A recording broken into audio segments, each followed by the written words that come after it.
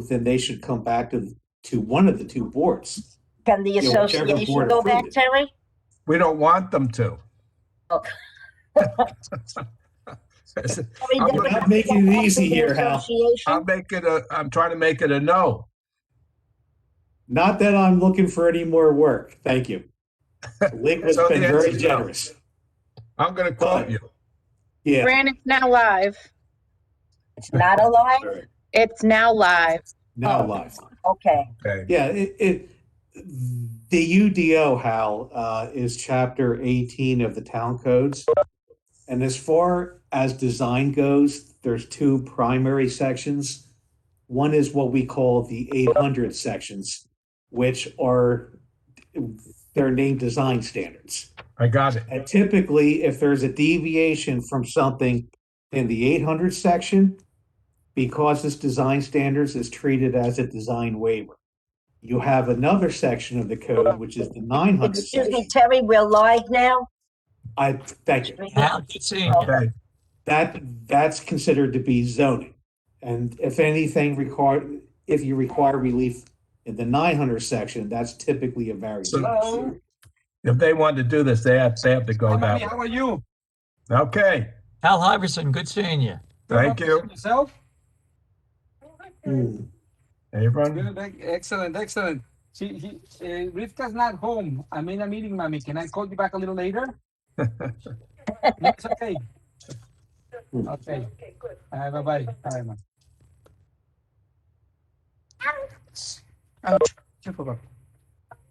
Hi, Abraham. Put yourself on mute when you have private conversations. Okay, Jerry, are you ready? Sure.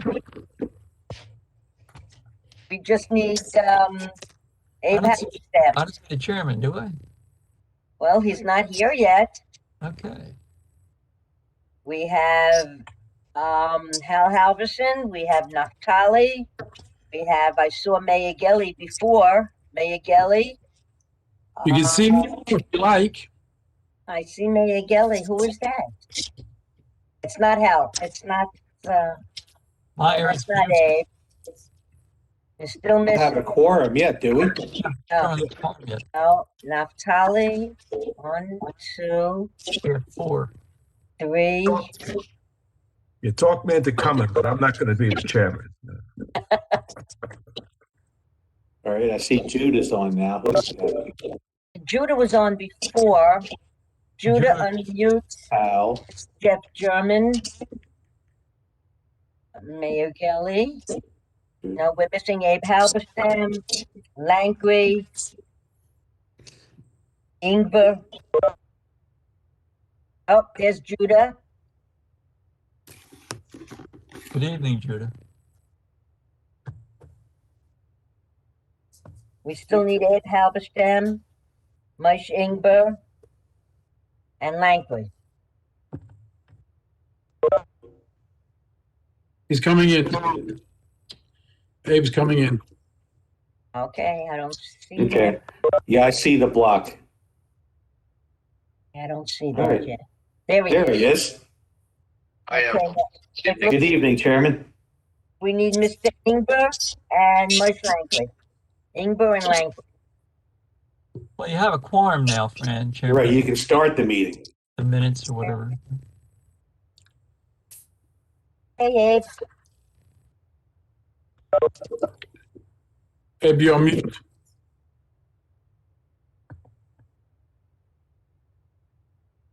Abe, you're on mute.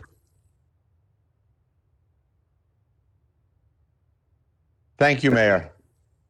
Al, you couldn't resist, Yes, I could, but but the township couldn't resist. I hear you. I hear you. Probably a combination of both. something about my taxes would go up. Oh, all right. Okay. Tough crowd. April 12th. Here we go. Okay. Who do we have going over here? Let's take a look. Got Moish Ingber now. Okay. Okay, we could start, Abe, whenever you're ready. Okay. What do we got here? 1, 2, 3. Everybody but Langley. Everybody but Lankry. Okay, so let's We can start. Let's start. get the legal stuff out of the way, and then we'll have Lankry join in. Okay. Okay. Good evening, ladies and gentlemen. Whoever's on this Zoom meeting tonight, tonight's meeting has been advertised that according to New Jersey State Sunshine Law. Madam Secretary, roll call, please. Mr. Gilly, Yeah. Mr. Langley, Mr. Naftali, Yeah. Mr. Ribbiat, Yes. Mr. Ingber, Here. Mr. Halverson, Here. and Mr. Halberstam. Here. Here. Okay. I see we're missing a number of members, so therefore we'll be seating tonight Mr. Ingber in lieu of our missing members. Madam Secretary, I'm sorry, can I have everyone to salute to the flag? Who's got the flag over there? I pledged I pledge allegiance to the flag of the United States of America United States of America, And to to the the republic and Dance. nation one nation, liberty and justice liberty, for all. justice for all. and justice for all. Thank you. Madam Secretary, can I have an approval for the minutes for March 1st meeting?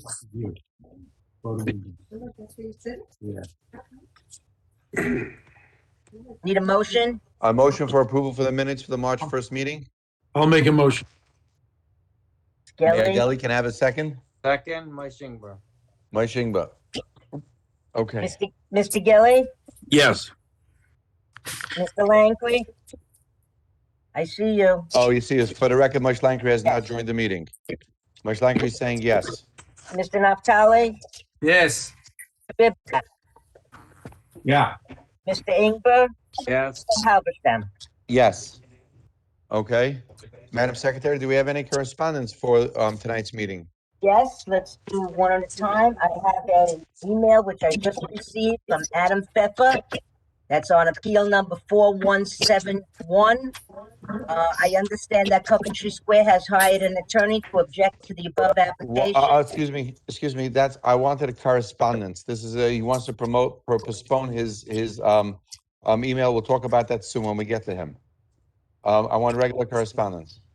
Chairman, what we have is an old approval on Rishon Associates, number 3874 AA. There's really just a question about the sideline setback variances, and in fact, I think Mr. Flannery is here just to confirm that those approvals were granted. Flannery here? Okay. Oh, there he is. Yes. Where's Brian? There he is. Brian's here. Okay. Upper right-hand corner. Mr. Flannery, you want to raise your right hand? Do you swear or affirm to tell the whole truth, so help you God? I do. Brian Flannery, Jackson, New Jersey, licensed professional engineer and professional planner. As I indicated in my letter, we just wanted confirmation on this application. We had submitted for the duplex units. We have a couple of corner units where we showed them closer than the front setback to the road. And that's how it was shown on the plan. Now, my interpretation of this is that when you do the use, obviously, duplexes are not permitted in the M1 zone, so all the bulk standards are subsumed into the variance approval. This is the way it was shown on the approval, and this is what we want to build. I just wanted the confirmation so that we don't get to the point where somebody's trying to put a foundation in the ground and somebody says, whoa, that's over what would typically be a front setback line, but that is the way it was shown on the plan that was adopted. Chairman, there's no question that it was properly noticed, and the plan shows where the setbacks are, so which are at variance to what that zone requires. So this is, I think, about 2 years ago. I don't think there's any question. We approved the hardship variances for the setbacks. Okay, so then we're good to go then on it, right? Well, the only other question I had is, and I'm not sure. Originally, the approval, the original approval said there was actually an offer by the applicant that there would be no external stairs to the basement.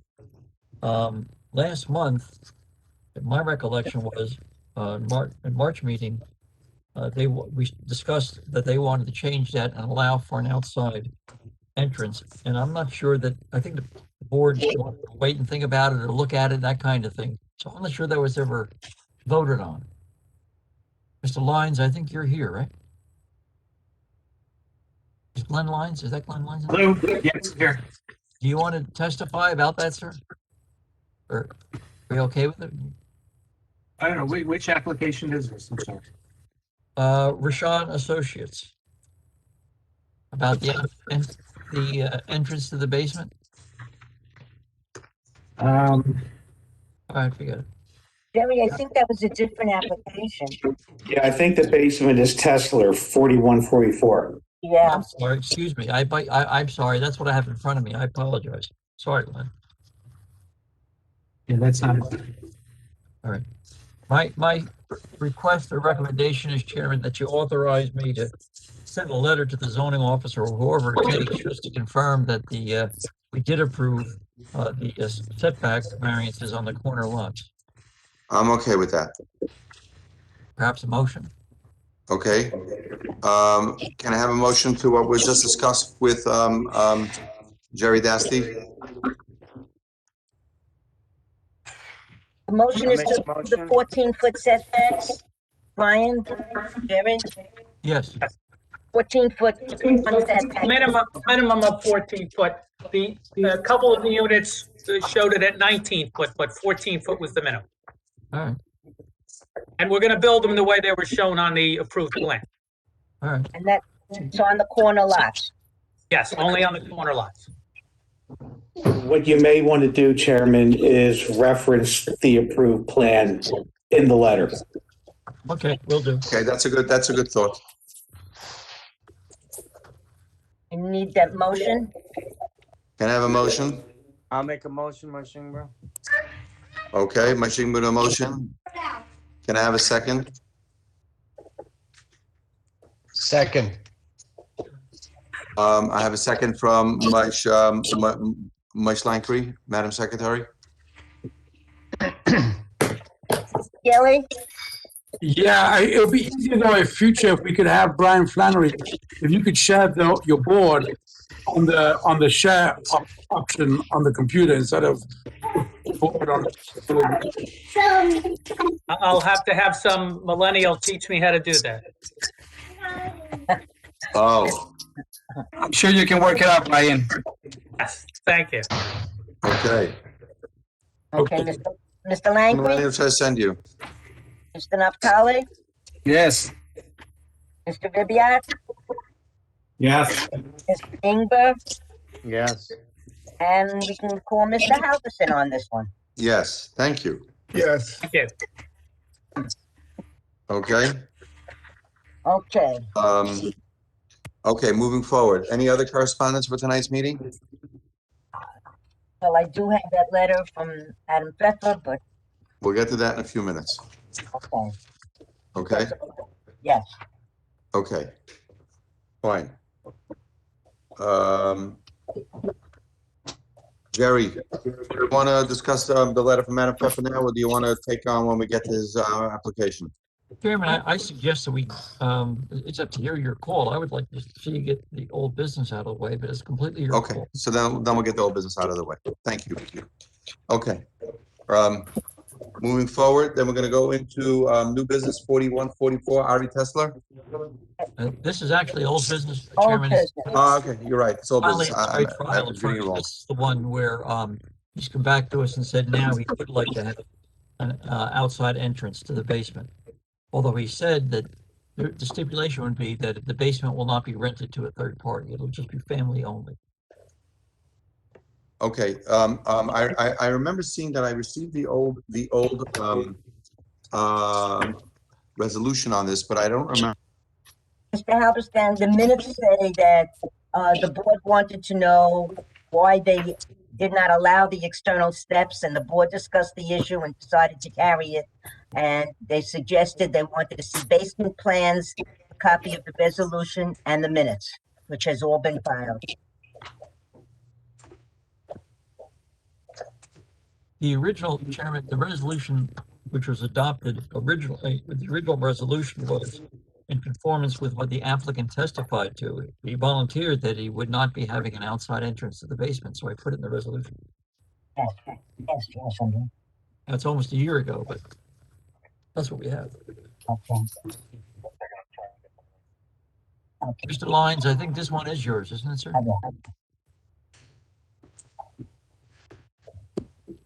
Lynn Lyons, are you still on? It's not. Sorry, I stopped my video for a minute. Yes, Mr. this- Halpern's computer just shut down. He will continue. He'll be back. Mr. Lyons, raise your right hand. Do you swear or affirm to tell the whole truth, so help you God? I do. Glenn Lyons, professional engineer, professional planner. Yes, I believe originally, the stairs, were going to be internal to the building. But they're having, they architecturally, they're having trouble fitting everything in, so they wanted to have an external stairway. But it wasn't for rental purposes, just so they could access the rooms. Did you say for rental purposes? No, not for rental purposes. Oh, Mr. Lyons, could you just remind us why we voted to have this stairways in the house out? I think it was just when the applicant testified, he just said that, I think he mixed up external stairs with a rental unit. So he said it together, I won't have any external stairs and there won't be anybody renting the basement, kind of going together. But that wasn't the way anybody else interpreted it. I just think he kind of mixed things up when he was talking. He still wanted to have stairs external, but he was not going to have a tenant in the basement. Is the external steps going to make the house wider? No, they're permitted on the outside up to 5 feet from the building. So the side setback will be the same? Yes, to the building, absolutely.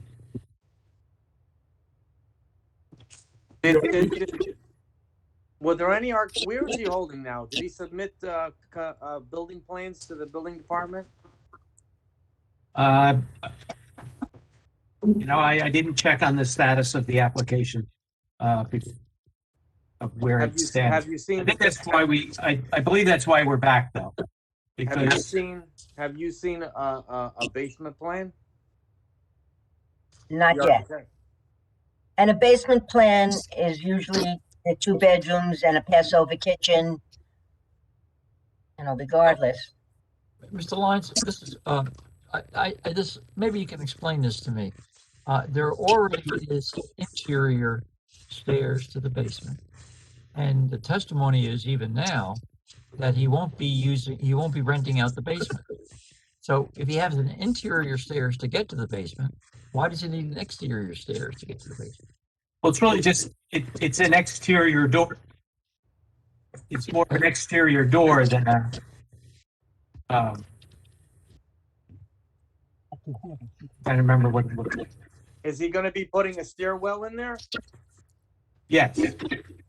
So it's going to be coming out about 4 or 5 feet from the building, and it's Correct.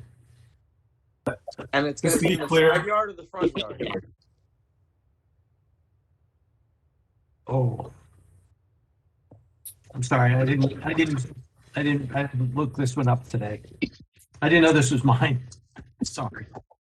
Well, you sent the letter in, Mr. I know. January 29th.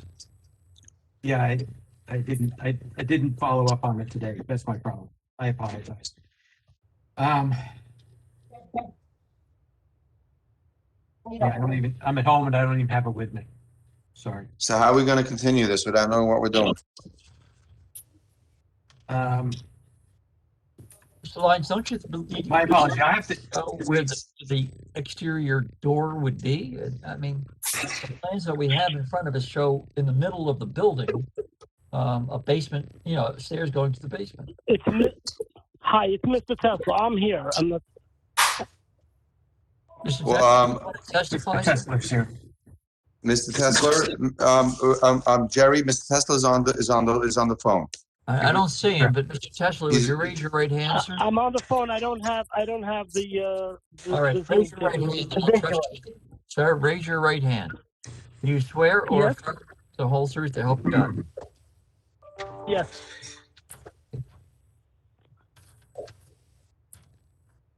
Okay, what do you want to tell us, Mr. Tesla? By the way, Okay, so- before we continue, I forgot. What's your address? Where are you living now? Now I'm living at 1264 County Line Road East. I'm renting and currently underway with building the house. Okay, Franny, you got that? Yes.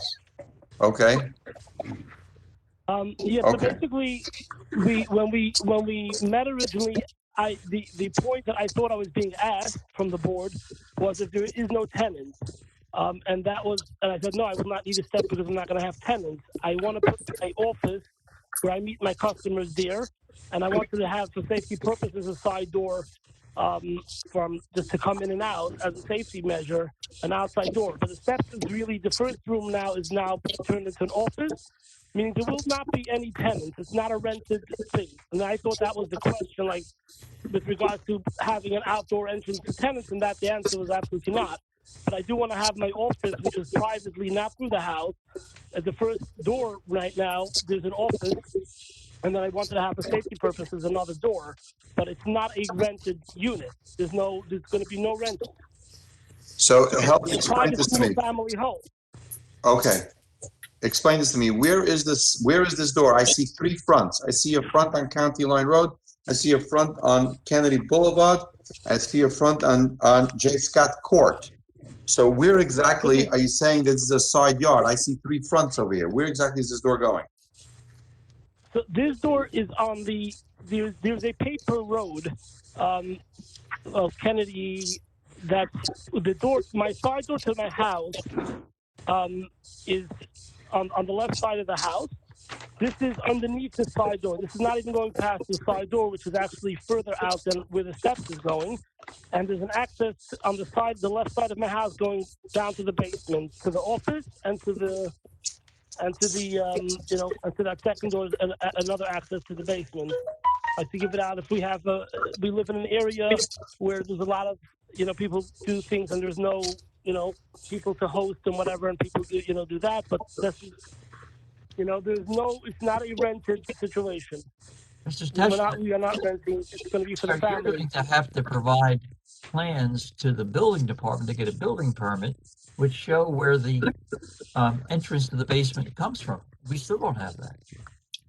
And you're going to have to. That was supposed to, I was told a couple of times that it was provided already. Some updated plans by New Lines. It was put in a couple of times, but I can definitely have them send it again. But I was told that was done. Mr. Lyons, did you submit updated plans showing the basement door? I do not know. I was going to try and find out for you. I have plans with the door. I don't know. I have plans here dated 6/15/2020. Is that the right one?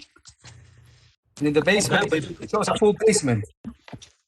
Shows a full basement, but where's the door to get to the basement?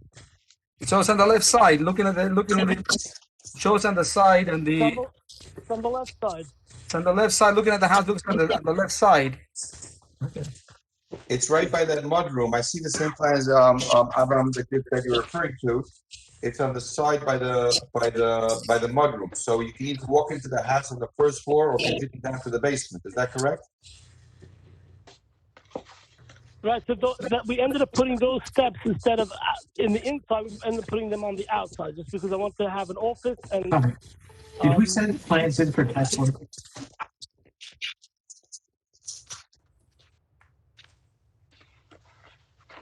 Mr. Lyons, mute yourself. Okay, so he was supposed to send them in himself. So Lyons, organize yourself. Hot mic, Glenn. Glenn, why don't you mute yourself? Okay, thank you. Yeah, Mr. Tesla was actually, we sent in plans. I just checked with my office manager. He said plans were sent in put to the zoning board, so. On March 11th, looks like March 11th, plans are dated, they're 14 pages, 11 pages. Is that the ones you have? Well, if it's in March, I guess so. Believe so, yes.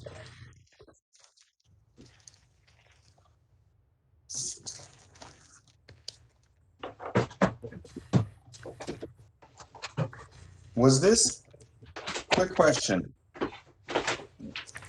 So they were came in. What was the variance, Mr. Tesla, what was the variance that you were seeking last time that you came in front of the zoning board?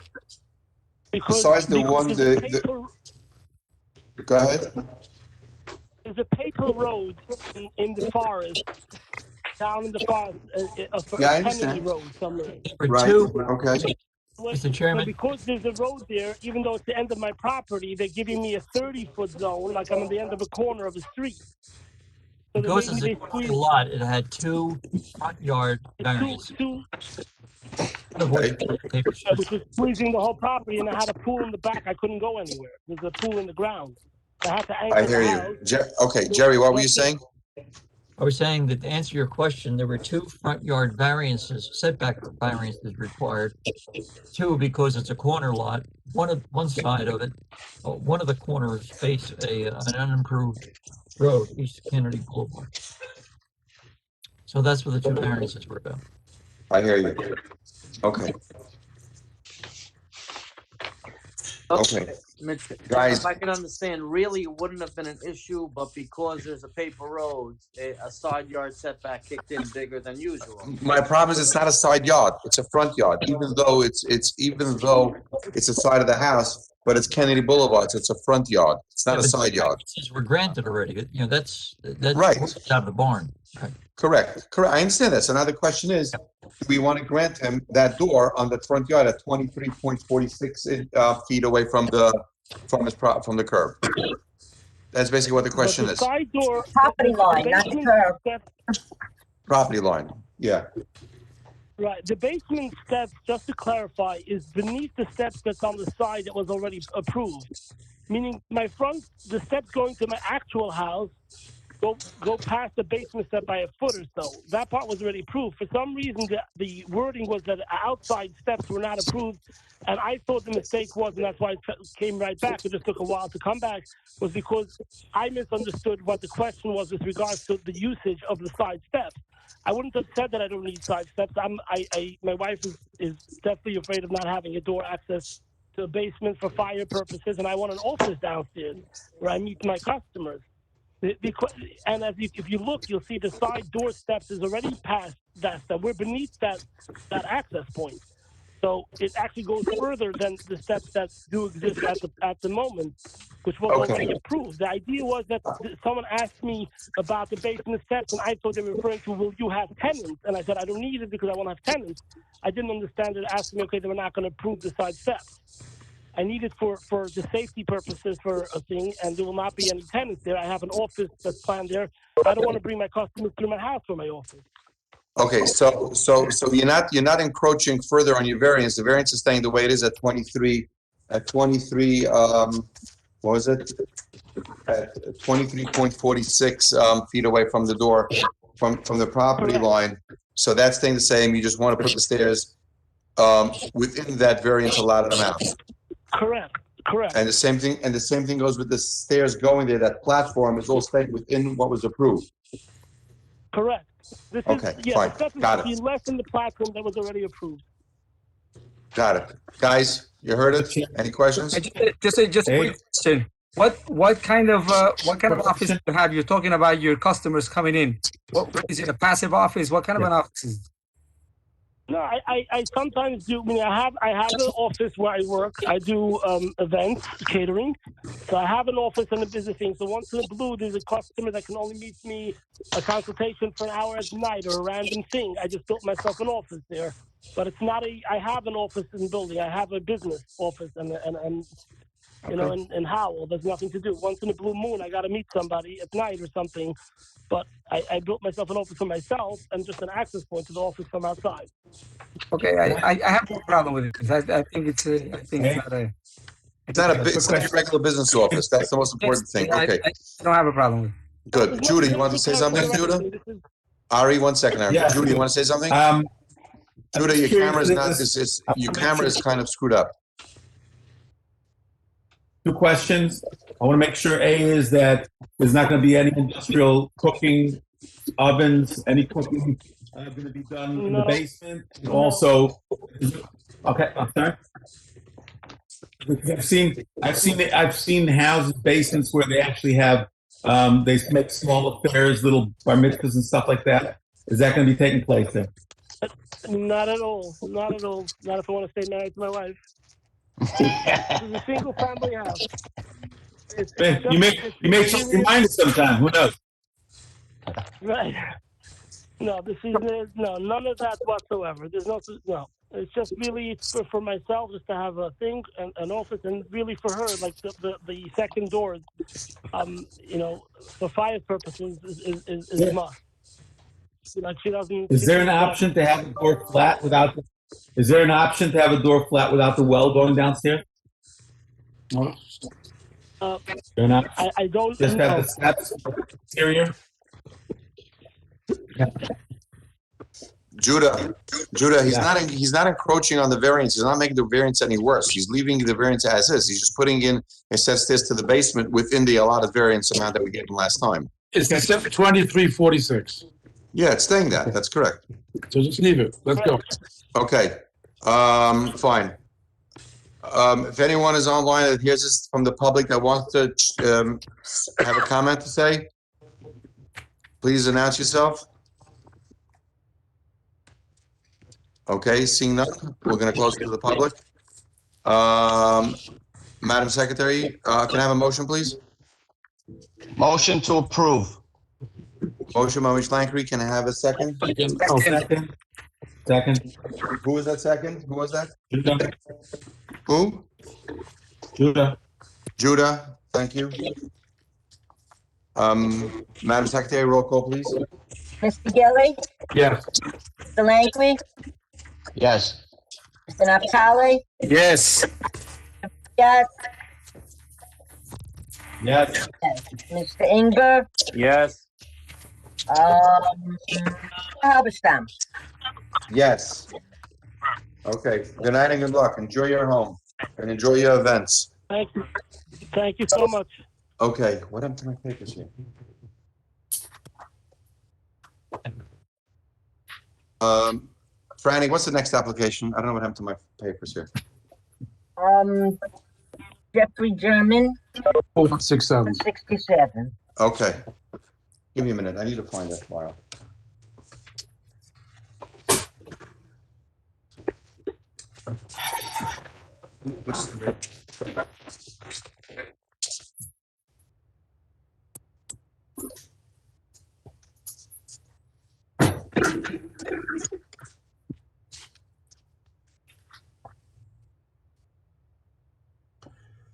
Okay, go ahead. This was heard last month. That's why it's under old business. And we carried it to get revised plans with basement plans showing the window wells and a clear diagram of the parking in the front. Mr. German, would you raise your right hand, sir? You swear or affirm to tell the whole truth, so help you God? Yes, I do. And I have my engineer, Mr. Stevens, with me tonight, if you want to swear him in also. Yes, sure. Mr. Stevens, raise your right hand, sir. Do you swear or affirm to tell the whole truth, so help you God? I do. Okay. You go ahead.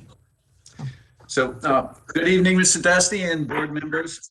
As Fran said, this matter involves a carry from last month. It involves I have to interrupt you. 1 second, please. I don't think Hal has heard this application last month. Jerry, can Hal sit on this? No. No, Hal, you're gonna have to take a break. Break my heart. I know. I was looking for something to break your heart. Mr. Halberstam. Abe, I didn't hear this application either last month. All right. So then we got 5 people to vote for it, one way or the other. Okay, good. Mr. Breaks your heart, too. Halberstam, I have a revised review letter from Kerry Votes. Per Yes. board input at a prior hearing, the application was revised as follows. The proposed dwelling was reduced in width from 30 feet to 29 feet.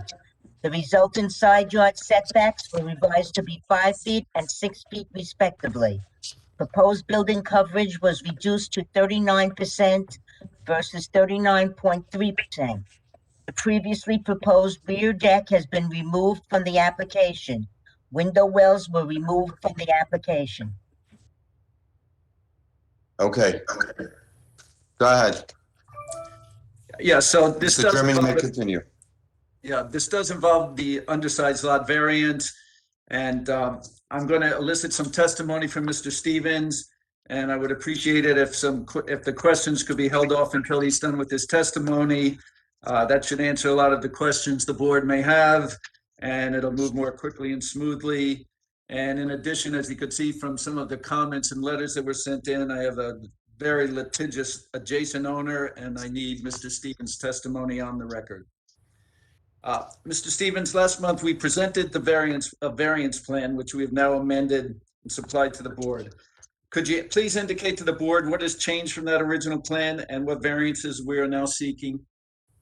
I'd be happy to. So one of the changes that we made beginning with this application, the board had concerns about having window wells along the sides of the building because we are asking for side yard setback variances. So those window wells along both sides of the building have been removed. There will now only be window wells located at the rear of the dwelling, none in the side yards. The second thing we did was we removed the rear deck from the application. As board members may recall, the rear deck required a rear yard setback variance also. So now with the removal of the rear yard deck, we have removed that rear yard setback variance request. So we're reducing the number of variances that are required.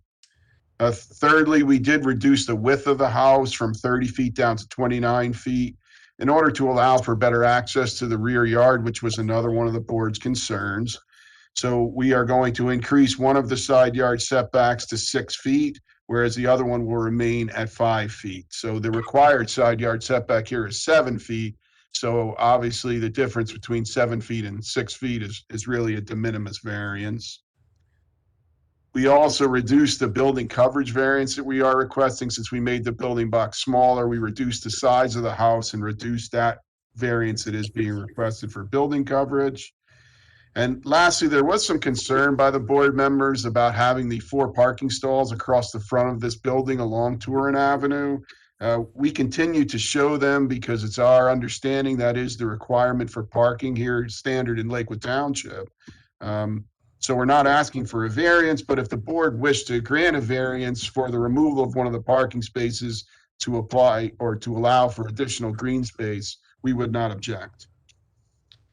And Mr. Stevens, you indicated that the 6-foot setback is rather de minimis.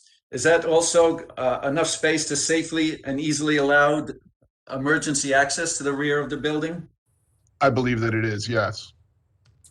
And on the west side, we have a side setback of 5 feet where the 7 is required. Would that present any impediment to building, or would that negatively affect the adjoining owner? The 5-foot setback on the left side of the building is, in my opinion, enough to allow for the construction and the maintenance of this home. We do show a sidewalk along that side yard, and we do believe that it fits.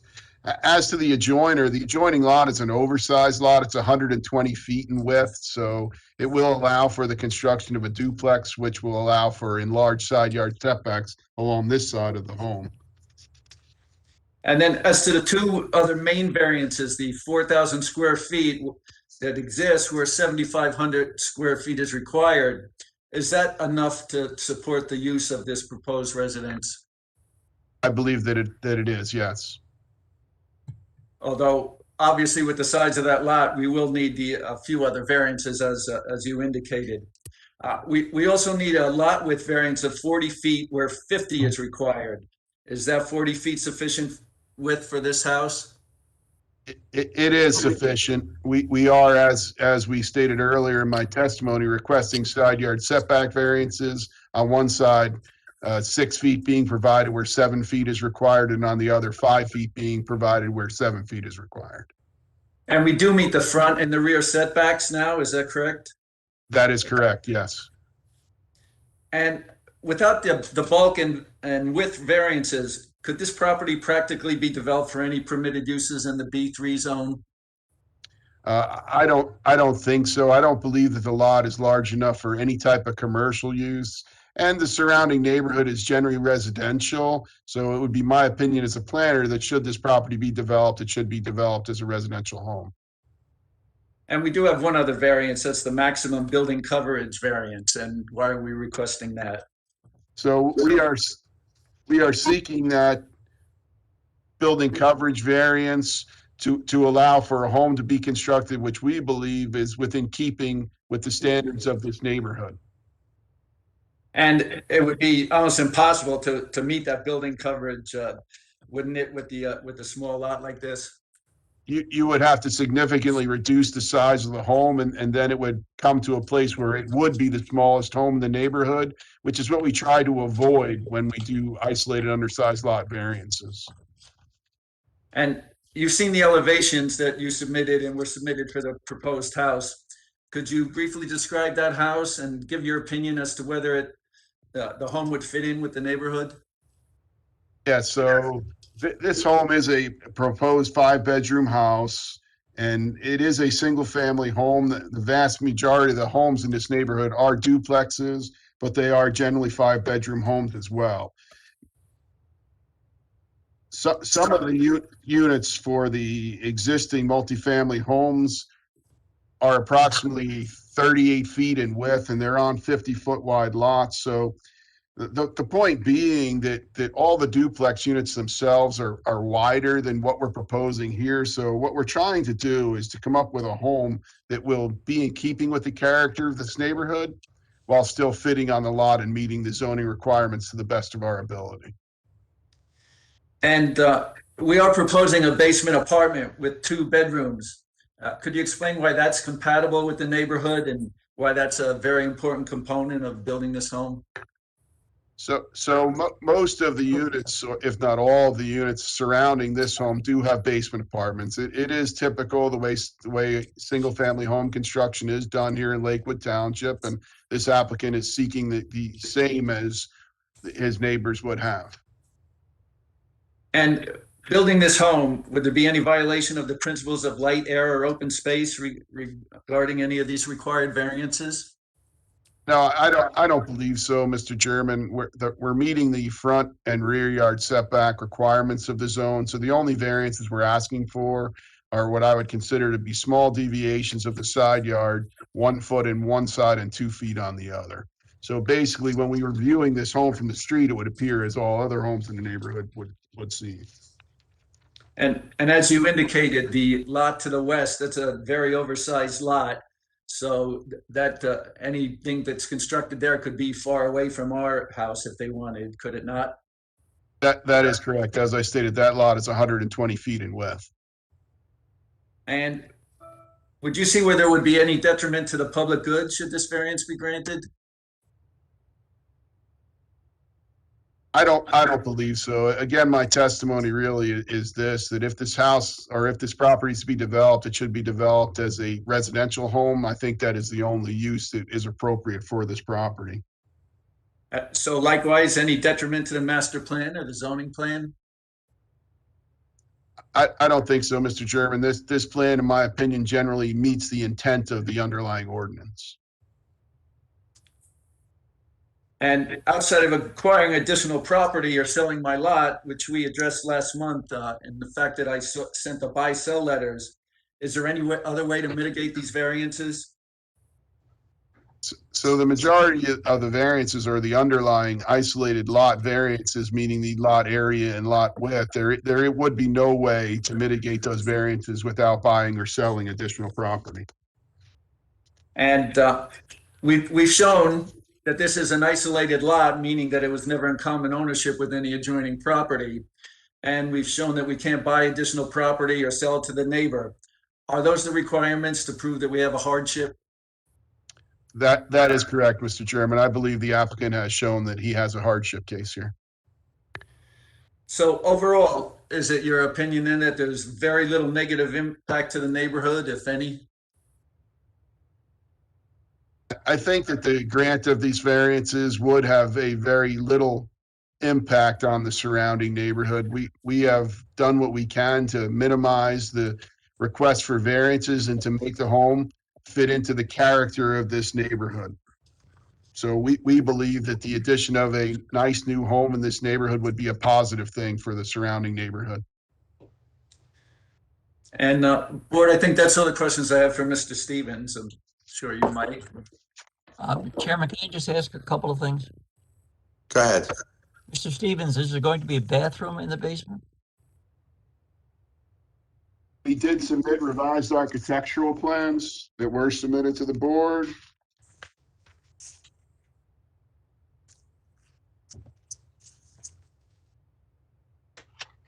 And there is, yes. So yes, under the optional finished basement plan, we do show 2 bathrooms in the basement. I believe Mr. German testified last meeting that there would be no third party, no renting, but there would be an inside door to the basement. Is that still the case? No, I didn't testify that at all, Mr. Dasty. Maybe that was another application. That was not my testimony.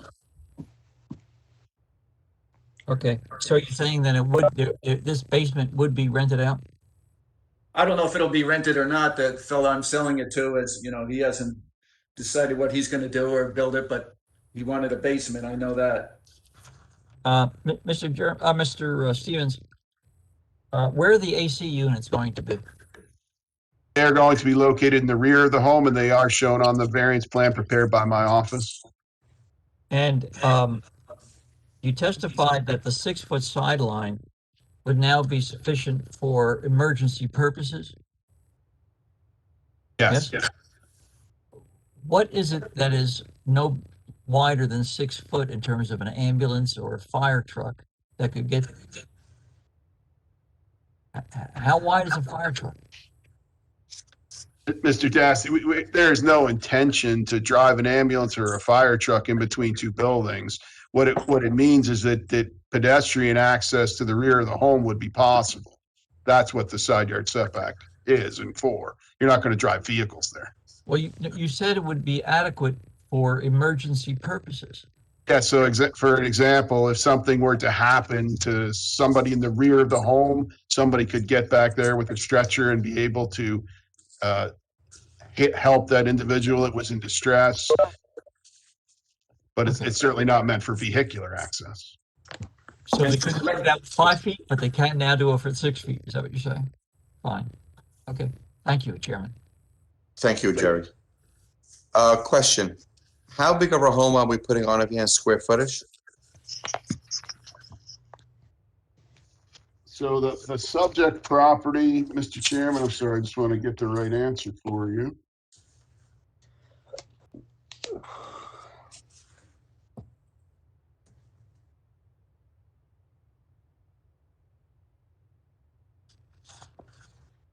So the subject home is approximately 3,100 square feet, and the homes in the neighborhood range in size from 2,935 square feet to 3,211. So this home would neither be the smallest nor the largest home in the neighborhood. So the home is 3,100 square feet, and the Correct. nearby homes are 2 homes together at 3,200 square feet on 10,000 square feet. So that's your comparison? No, Mr. Chairman, that is for one duplex. They're on 50 by 100 foot lots, although some of them are on as small lots as 40 by 100. Some of the corners are 60 feet and 40 foot lots. So honestly, on the 40 foot lots, they actually would be bigger than what we're proposing on our 40 foot lot. Okay. That's 3,100 feet. That's without the basement, right? That's just first and second floor. Correct. Correct. And possibility of an attic? It's not a flat roof. It's an attic, sure. That's right. No, I'm talking about a possibility of making 2 bedrooms in the attic. Well, I can guarantee there won't be any bedrooms in the attic. I know. But you're selling the house, so you don't know what the builder's going to do with it. or the one that's purchasing it? Yeah, well, I don't think there's any stairs going up there, but also if you wanted, I could easily do a deed restriction and have that in, also have that in the resolution. Okay. Does anyone have any further questions? Yeah, if I may. Go ahead, Mayor. The houses to the right and the left, what are the side setbacks with those houses? So right now, Mr. Gelli, both of those lots are vacant. The house to the property to the left is a 120-foot wide lot, so it's an oversized lot. Duplex lots here are basically 50 by 100. So the one to the left is oversized, and the one to the right is 80 feet wide, so it's undersized. So that'll be a single family home just like this one is, unless this board were to give them a variance to build duplexes on 40-foot lots. So are there any houses in the area with a 5-foot and a 6-foot side setbacks? So there are some of the duplexes that actually have lower setbacks than those. As I said earlier, there's some of the corner lots of the duplexes that are on 40-foot lots, and those units are over 38 feet wide. So there's some that are down to 2 feet. Well, 1 second. 1 second. This is the Oak and Vine core. This is the Oak and Vine corridor, which was all subdivided. And Terry, help me out over here. I'm going to need your help. This is all subdivided into 10,000 square foot duplex lots. Okay, the whole entire parcel, which goes from Vine to Oak, from Vine to 9, from Oak to Presidential Estates. That whole area. I drive there a lot. I looked at the property a lot. I don't think there's in that whole area any undersized lots because it was all subdivided by the township, unless maybe 1 or 2 that we once gave 20 years ago in the woods. Then it was even before anything ever happened. But well, this is a pre-existing lot, I believe, Chairman. Bill, can you comment on that? Excuse me? Does the lot size predate the Oak Street corridor? Yes, it does. Yes, it does. I'll agree with that. Yeah, okay. I would agree with that. But what I'm challenging is Mr. Bill Stevens' testimony that there are smaller sized duplexes on that area, which I don't think there is. There might be smaller sized duplexes in Lakewood Township, but not in that area. No, right in this area, Mr. Chairman. What had happened, and I can't explain it, it wasn't my project, and I don't know the details. I'm sure that you probably know them better than I do. But some of the corner lots, although they are 100-foot by 100-foot lots, when they were split in half, they were split into 60 feet on the corner and then 40 feet on the inside. And then they built 38-foot duplexes on those inside lots. So there are some. I'm not saying that it's every corner lot, but there are some directly in this neighborhood that are exactly like that.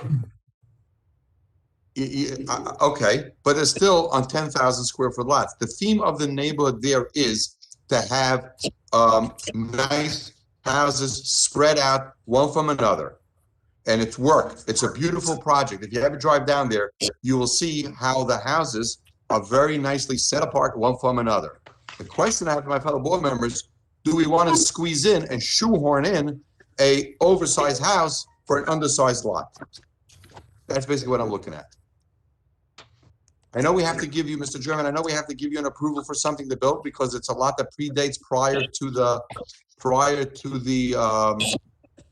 subdivision. It's a lot. We have to let you build something. But what's wrong with 25 feet? Well, as Mr. Stevens testified, I heard Mr. Stevens testify. I'm asking you. Oh, it's same thing. You put a narrow house there, it's just not going to fit in. It's going to look foolish. And with this width house, you're meeting the side yard setbacks by 1 foot on one side and just by 2 feet on the other. And where there's only 2 feet, the adjacent owner has so much room, he can build whatever he wants and leave the space between. So it's always a question of what size house compared to the lot. But if you go too small on the size of the house, that house is gonna stick out like it should be in New Orleans and not here in Lakewood. That's why. Mr. German, your lot is sticking out. Forget about the house. Well, your lot is a small lot. It's sticking out. You can use it for a cemetery. I can't do anything about that lot. That's the whole purpose of undersized lots. Good. You can build a 25-foot house. Well, yes, I could. The house at 29 feet is sticking out.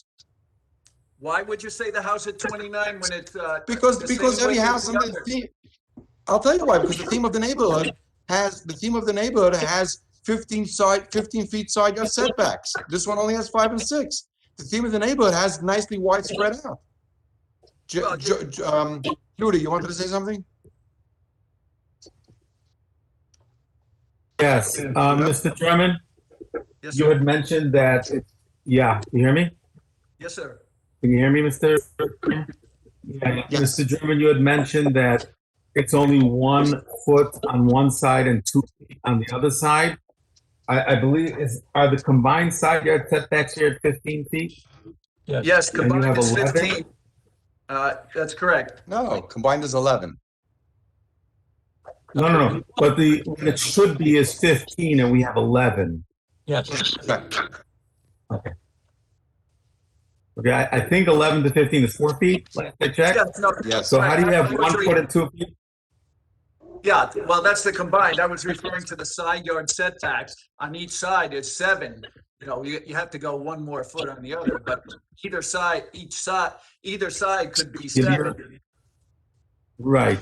So, but it's not either side. Either side could be 7, provided that the other side is 8. Yes. Your option is whichever side you choose. Another thing that was brought up was that the lot next to it is 120 foot wide.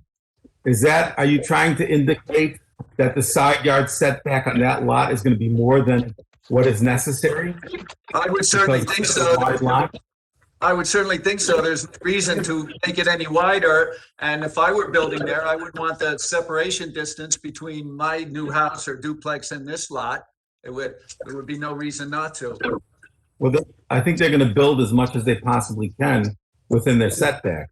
So I think it's kind of a bit misleading by saying that it's a very wide lot, and it's not. And just another thing, going back on what the chairman was saying, it's true that I was going to ask before, like, describe to me what a house would look like if it was conforming. And, obviously it's 25 feet and it would be a smaller lot coverage. And I could see going a little bit larger on the lot coverage, but it's the side yard setbacks that are really making this very tight. I just find that it's just not acceptable in this area or any area. It's just to be overcrowded, and that in itself is going to look stupid. Just like you're saying, to have a house that's 25 foot is going to look silly. I think a house that's going to be oversized to its lot is going to look silly too. I don't think that's conforming. Well, the thing is that having a little oversized house on an undersized lot, when you drive by, and if there's a separation distance between the other 2 houses, you can't tell that it's on an undersized lot.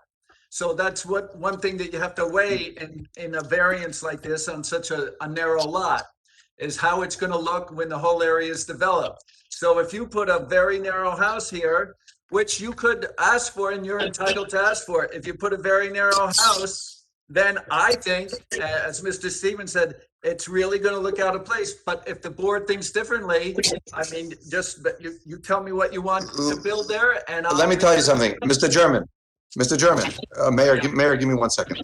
Mr. German, if you were to make this house 25 foot wide, okay? Yes. No, let me back up my question. You're telling me that this house looks perfectly right when there is no front lawn? The whole front lawn is one nice pavement? Is that what looks normal to you? No, but one of the things we were going to mention in removing the deck so we have no rear variance, I could push that house I'm talking back. about the front lawn. I'm not talking about the rear. Well, one speaks to the other. If we move the house back, which we can do, we could have another 3 or 4 feet in the front for a lawn. And 3 or 4 feet, like. Okay, Mayor, you wanted to say something? Just to comment, Mr. German, to your point, that 1 foot, 2 foot is minuscule, but when you're starting off with a minuscule side setback, then it's huge. And 1 foot and 2 feet, when you have 5 foot, makes a tremendous difference. And to have a 5 foot or 7 foot is a very big difference. Yes, it's only 24 inches, but it makes a very big difference. If it be 20 feet down to 18, that's something else. But if it's 5 to 7, 5 is unacceptable. You put a fence down the side and it's 5 foot, it's too dangerous. I wouldn't. No. Let me tell you, Mr. Chairman, when you were presenting this application last month, I was kind of okay with it. But as you were moving along in the application last month and I heard the testimony and I went back to visit it, all these issues just came up in my mind. And I think we really have to look at it, especially when the front lawn is basically going to be, you might as well stripe it nice green with red lines and put a net across it. And you can just play tennis there. Well, Mr. Chairman, as I just said, if you want the house moved back 4 feet, we can do it. You know, you just 4 feet ain't gonna help you. Huh? No, okay. Let me open to the public. Anyone else in the board members want to say something? Okay, I'm going to open to the public. Anyone from the public want to chime in and say something, please? What was that again, Franny? What was the Zoning address? board comments, I have them right here. I have 2 comments for the zoning board. Okay. So 1 minute for Franny before you continue. Zoning board comments at Lakewood. NJ.gov. NJ.gov. If anyone has to say, please do so. If anyone wants to call in and announce himself, please do so. Okay, go ahead, Franny. Let everyone do that. All right, Franny? everybody got a copy of these Yeah. objectives? Everybody has it. One is from Morris Salomon. Yes. He's saying the same thing. Proposed 5-foot side yard set and 6 on the other will make the side yards not passable. It is a clear fire hazard, especially since the basement entrance on the side will be used as a fire escape route for people in the basement. There will be no side window wells for fire escape route. Everybody has to do this. Current houses on the block all have 15-foot side yard setbacks, 30 feet combined side yard setbacks. Required lot area is 7,500 square feet. The front driveway will be covering up the entire front of the house without leaving room for a front yard or normal grass as quality of life. This resembles a city structure and should not be built in this township. And it does go on to a few other objections. Also have a letter from Jerry. Are you there? Lori Leeds? Yeah, I was going to ask you, Jerry, about that. So what are you going to ask me, Chairman? No, if you had a chance to review Lori Leeds' objection letter and if there's any validity to that.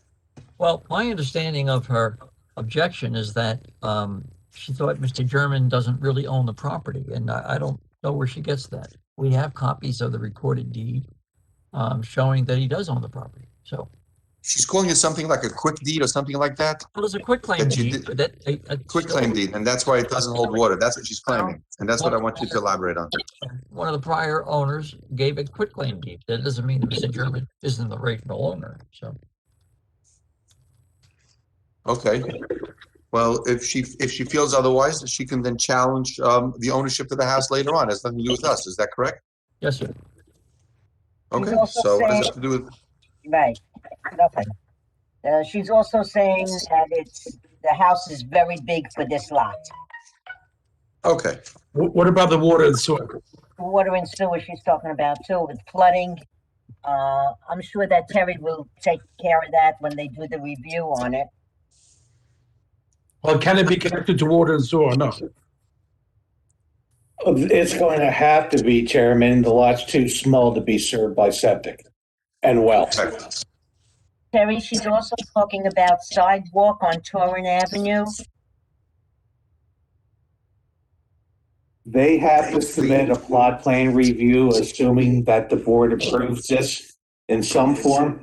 The current variance plan shows proposed concrete sidewalk along the frontage.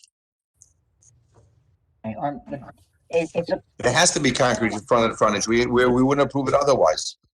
And she wants to know where the water and sewer is coming and going to the small lots.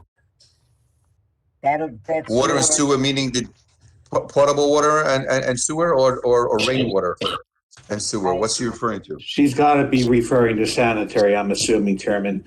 Bill, do you have any information on the utilities?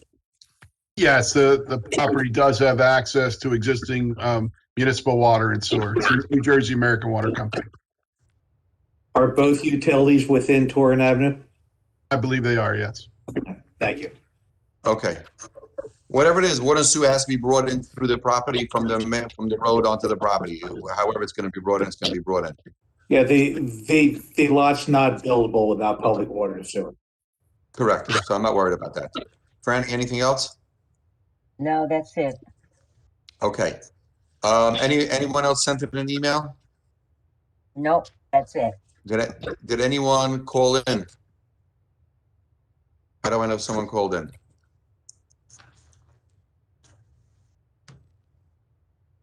Amanda, do you see any guests that want to speak? I want to talk. Who is this? Talking. Okay, I go want ahead. to talk. Oh, that's Who is Lori speaking? Lee. She wants to talk. Okay, Lori, talk. Okay. Ms. Leeds, raise your right hand, please. Do you swear or affirm to tell the whole truth so help you God?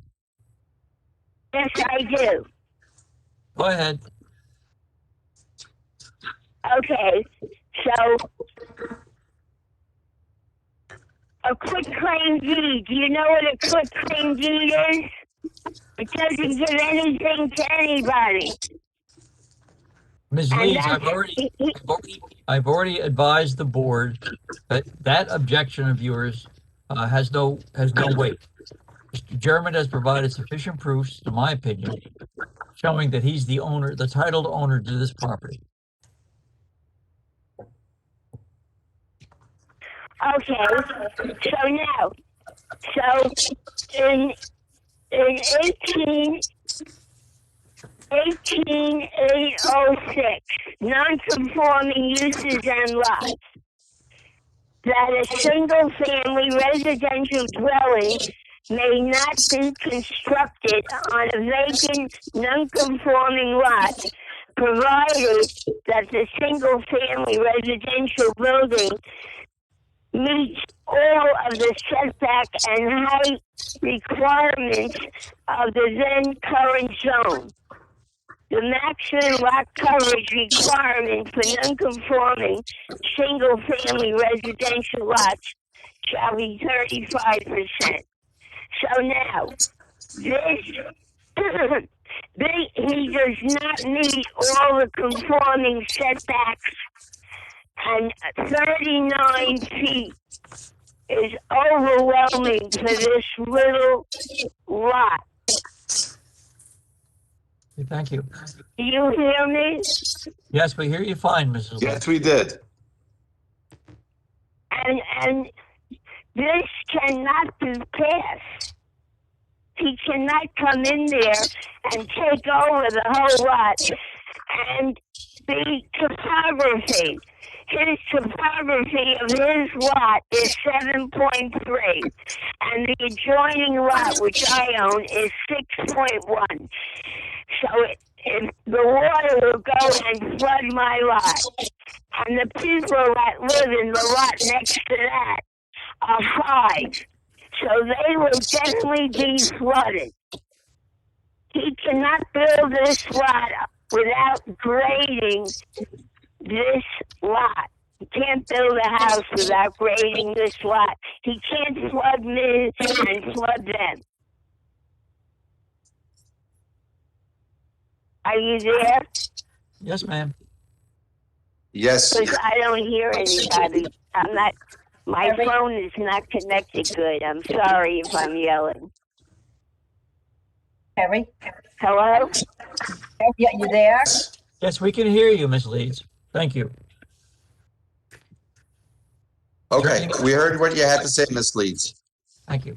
So what can be done about that? Why don't you wait and see, Ms. Leeds? All right? What? Do you have anything else to testify about? If not, the board has to keep on going here with the application. Is there anything else? I had a lot of trouble getting connected, and I'm just...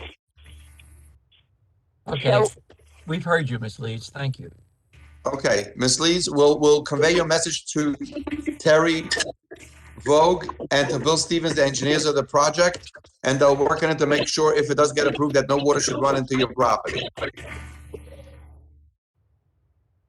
Thank you. What is he getting approved for? Amanda, anyone else? What is he getting? He's not getting approved for anything as of yet.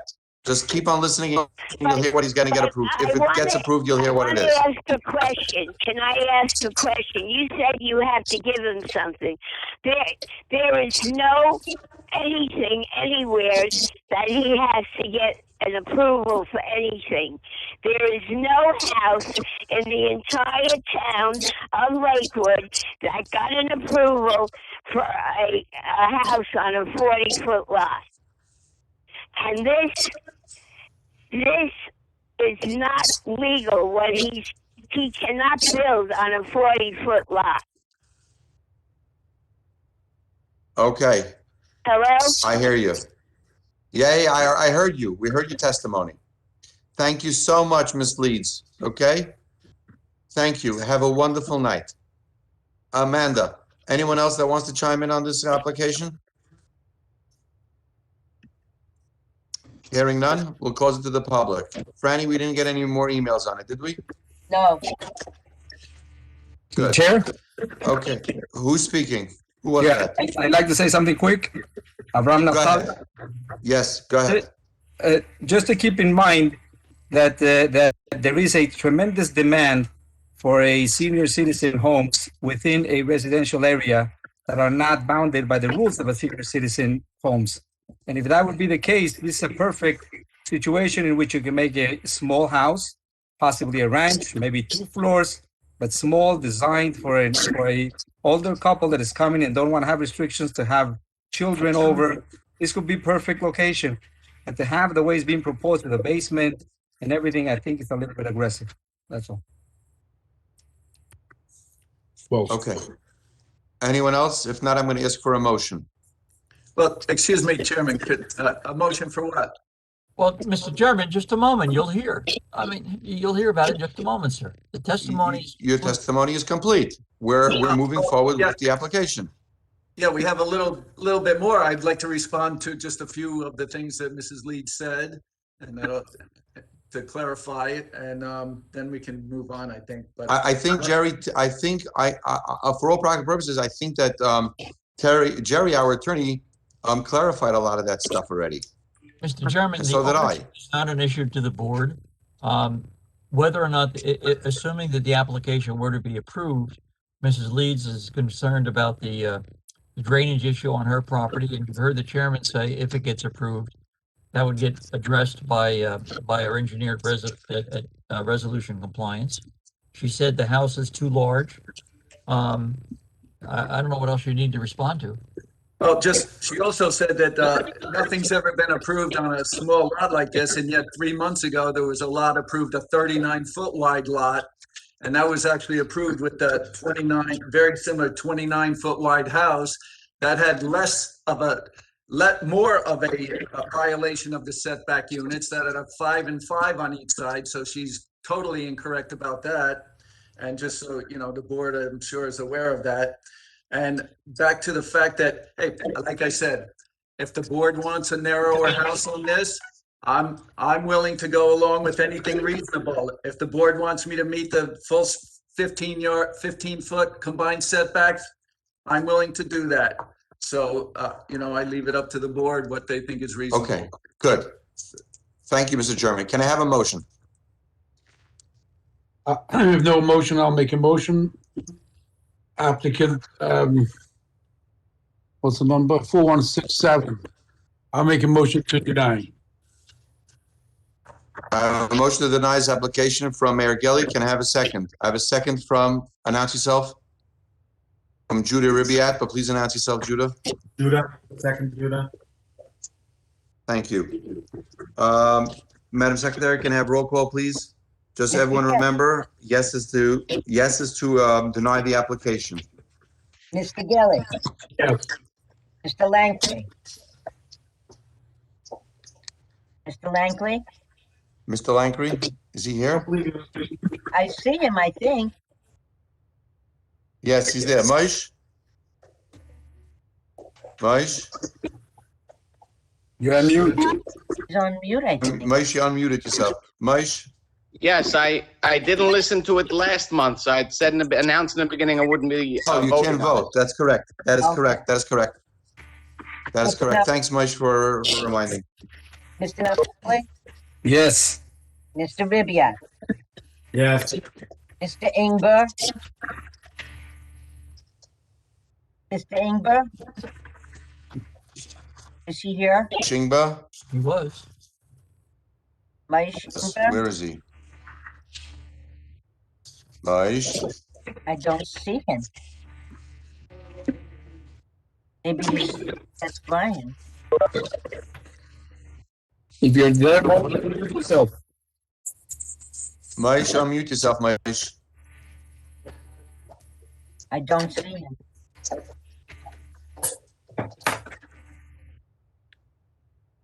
Let me see where he is. Hold on a second.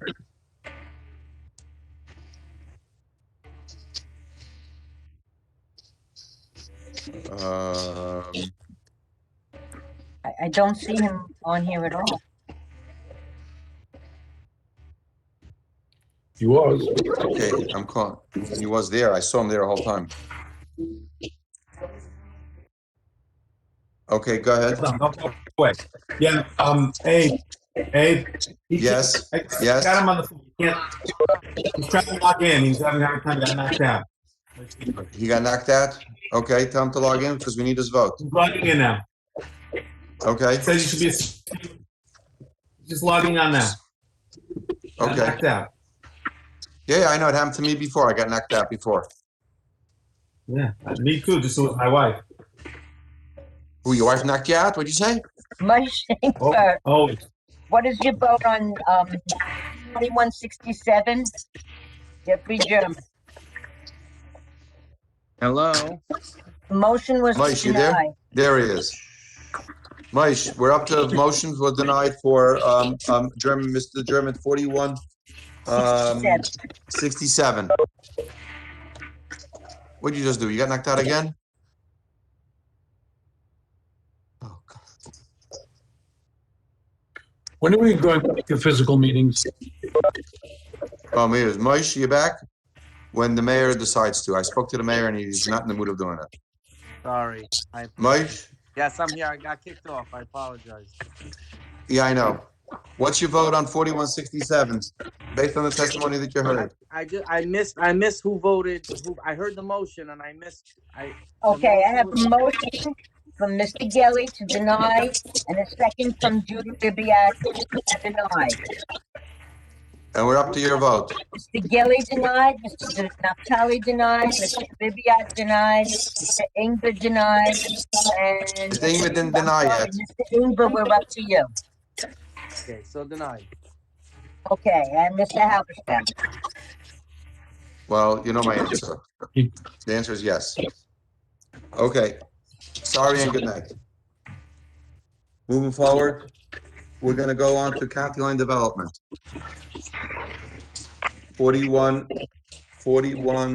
4171.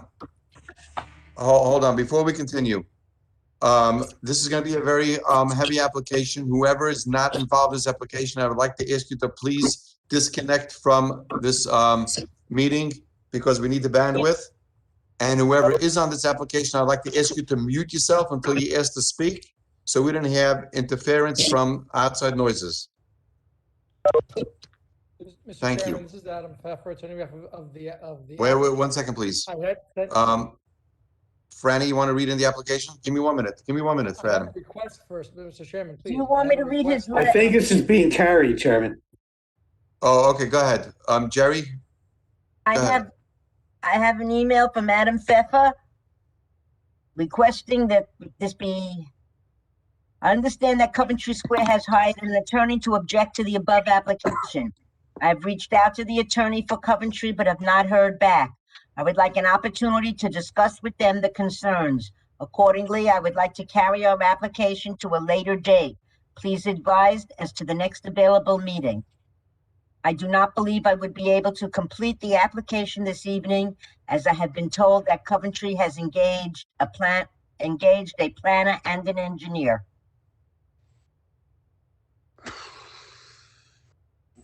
That's from Adam Pfeffer. Jerry, you're on Mr. mute. Gann, are Jerry, you you're on here? mute. Mr. Gann, are you here on behalf of the objectors? See Mr. Lieberman too. Mr. Dasty, good evening. It's Stuart Lieberman. How are you? Good. Good. I represent Coventry Square in this matter. I wasn't aware that Mr. Pfeffer called. I don't know when he called. I haven't gotten a message that he called. I'm not questioning that he did call. It could have been that I didn't get it. Excuse I me, don't the know email I got is as 5:11 tonight. After 5. He called me at 5:11. I don't know. Well, No, anyway, that's when I got the email. I called Well, Mr. all Gann, right. who had reached. it doesn't Mr. matter. Lieberman, what's your position on this request for an adjournment? Well, I don't have a position. It's not my application. I mean, the point is we are ready here. We're ready to go. And I don't understand what my being retained has to do with whether or not the applicant goes. But look, it's not my application, Mr. Dasty. You know, I don't get to make these decisions. I oppose it. I think we should be going forward. We hired a planner. We have an applicant. We obviously oppose this application. But you know, I don't know what else I could say. Mr. Chairman, this is Adam Pfeffer. My message was for Mr. Gann, I believe Mr. Lieberman's associate, who had reached out to me last time we were supposed to be heard.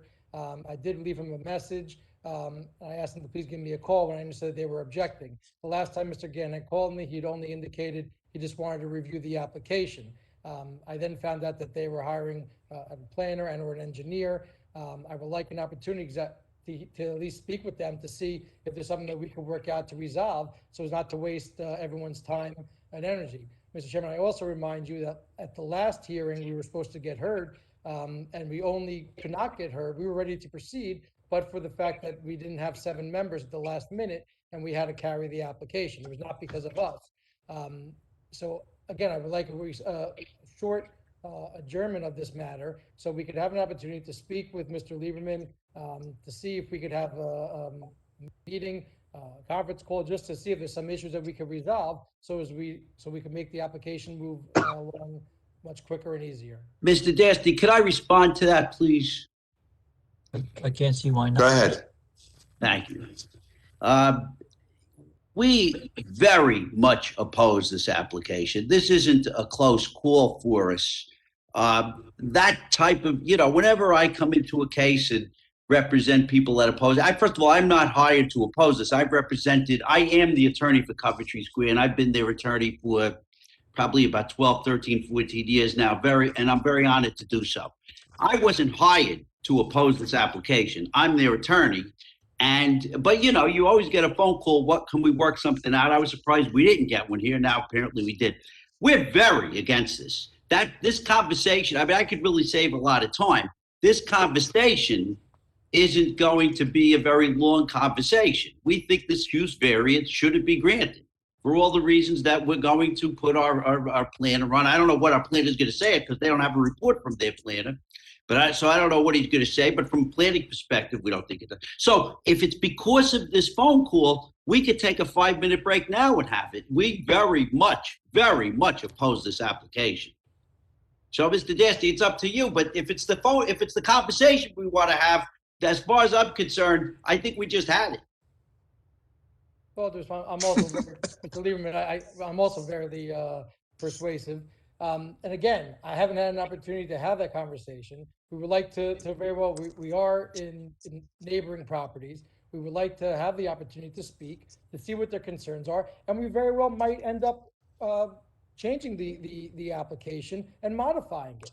I don't know because we haven't had that conversation. So all I'm asking for is an opportunity to carry the application to another meeting whenever the board tells me we're ready, and we'll proceed.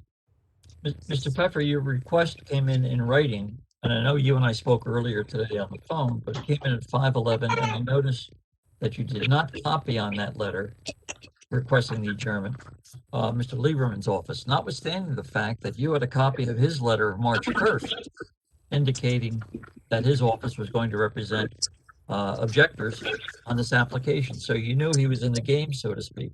Apparently, the representation is that he's the association is ready to go. They've hired, I guess, certainly Mr. Lieberman, a planner, perhaps an engineer. I mean, they have their experts ready to go. There's more to that, Mr. Dasty, respectfully.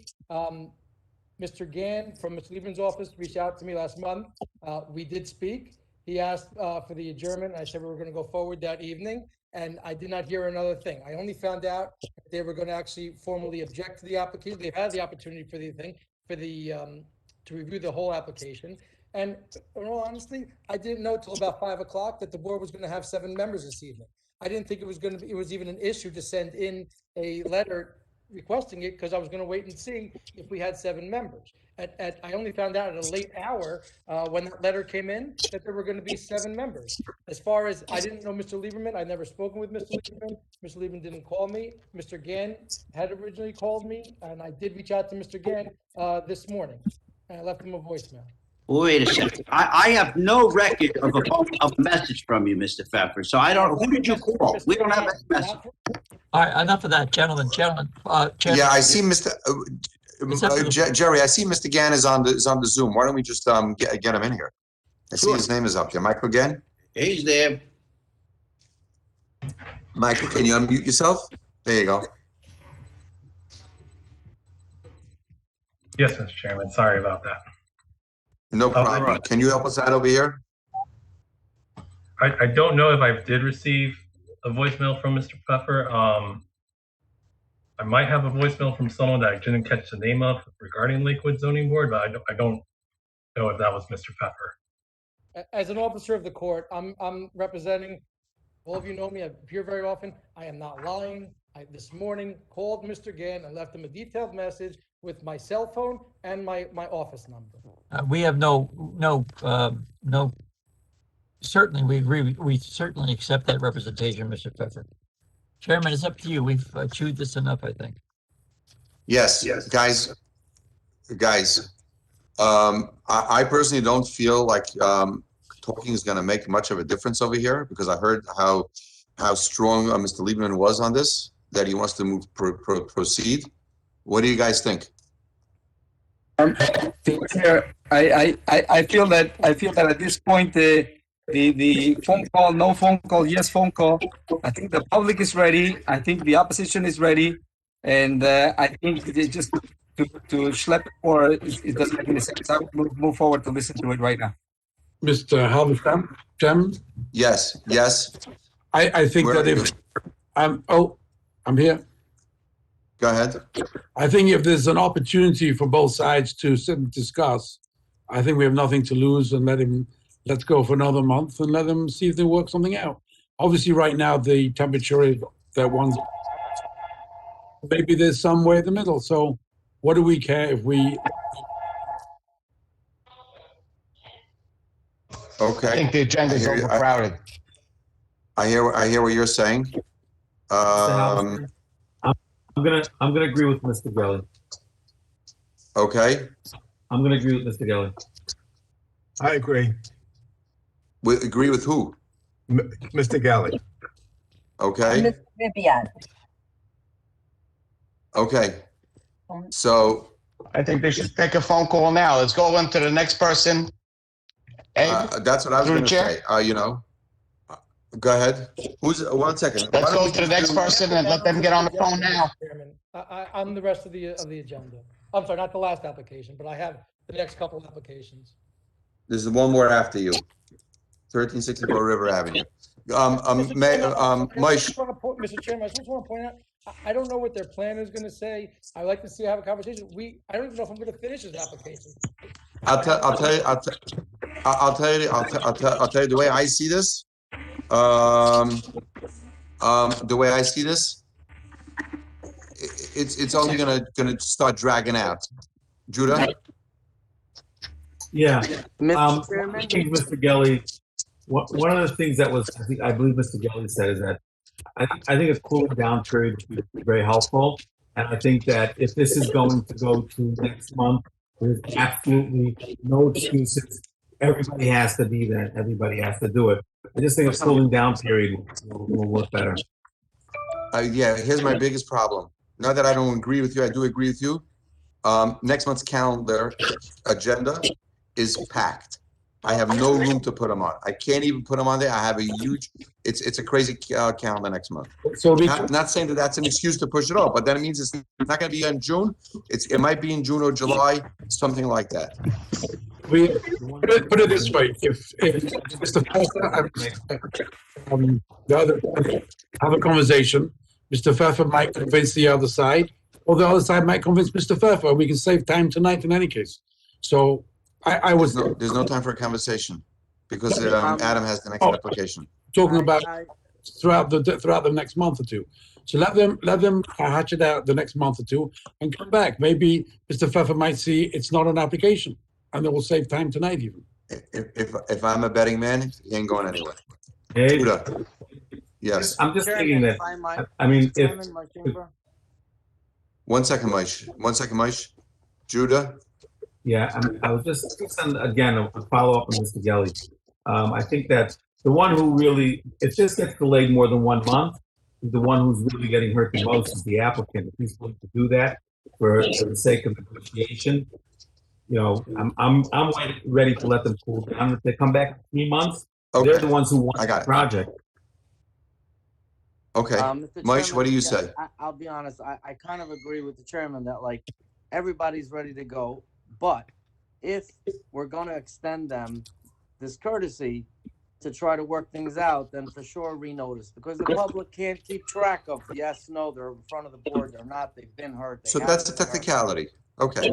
So really- are you for it or are you for against it? I'm fine either way, but if we're gonna, I feel like maybe they should work it out. I feel like everybody's here ready Okay. to go. So, okay, I got it. I heard it. I'm neutral. So I have Naftali is not for, is for going forward now.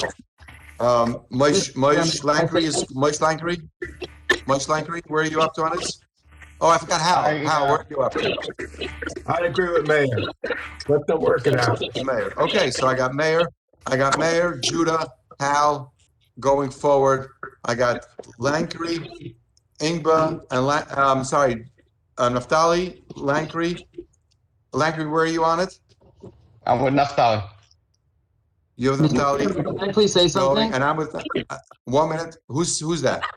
I'm Naftali Blonder. I'm Naftali Blonder. I'm the manager at Coventry Square. It's not being heard yet. Okay, it's not being heard yet, so you'll have to, wait a minute. So I got 3 and 3. Maish, you're gonna be the deciding vote now. Moshe Langkry said he's with Mr. Maish Ingba. Maish Ingba. Oh boy. Well, Abe, as we spoke earlier today, I really have to tap out. You know, if it's going to be an hour and a half application by 9 o'clock, I really have to tap out. I came to the meeting on, as your, for your request. Right, because I asked you to come. You told me you have to tap out. That's correct. You told me So, that. if it's going to go later than 9:15, 9:30 already. So it can't be heard anyway. So let's move on to the next anyway. application. But Okay. if I'm going to be the deciding factor, I want that this should be renoticed. We have no objection to renoticing. I didn't think you did. Okay. Okay, so can I have a motion to table tonight's meeting for the next available date? Franny, you'll let them know when it's gonna be available. Can't promise them. Mr. Lieberman, I will reach out to you. I didn't hear that, Fran. What did you say? I said I will be in touch with Mr. Pfeffer and Mr. Gann and Mr. Lieberman. So I'll make a motion to. Can I have a motion to carry appeal number 4171 County Line? Renotice. To renotice. Can you mute your phone? Yes. I'll make a motion to postpone it with renoticing. Ms. Gelli, the second, I need a second. Second. Second, Maish Langkry. Langkry? Yes. Okay. Ms. Gelli, Yes. Langkry, Yes. College, No. Mr. Bibiat. Yes. I'm sorry, I didn't get that. Mr. Rivia said yes. Mr. Ingber, Yes. Mr. Halverson, Yes. and Mr. Halberstam. No. Okay. So, Okay. The Yes. motion to carry, yeah, and Mr. Pfeffer, you should speak with Mrs. Siegel the next couple of days to find out when it can be on the agenda. It may or may not get on for May, and we're really backed up. I'm telling you now, it's not gonna be on for May. Understood. I'm gonna say June, but I just have to check the date because it looks like I have it for Monday, the 7th. And if there's voting, we may have to change that date. So I will be in touch. Okay, Franny, there's no way we can get them on June, unless, oh wait, I take that back. Unless the cell tower, for some odd reason, next month, carries, then, we can squeeze them on. I will double check with them this week. Double check with them if they're moving forward for the May 1st, agenda, Okay, fine. okay? Yes. And then that'll have to give them enough time to renotice, Okay, I'll do. okay? Thank you. Next. Okay, what else? The next one is also Adam Pfeffer's, 4158, 1364 River LLC. Yes, 1464 River LLC. Mike Schingber, you wanted to leave, or can you still stay on a little bit?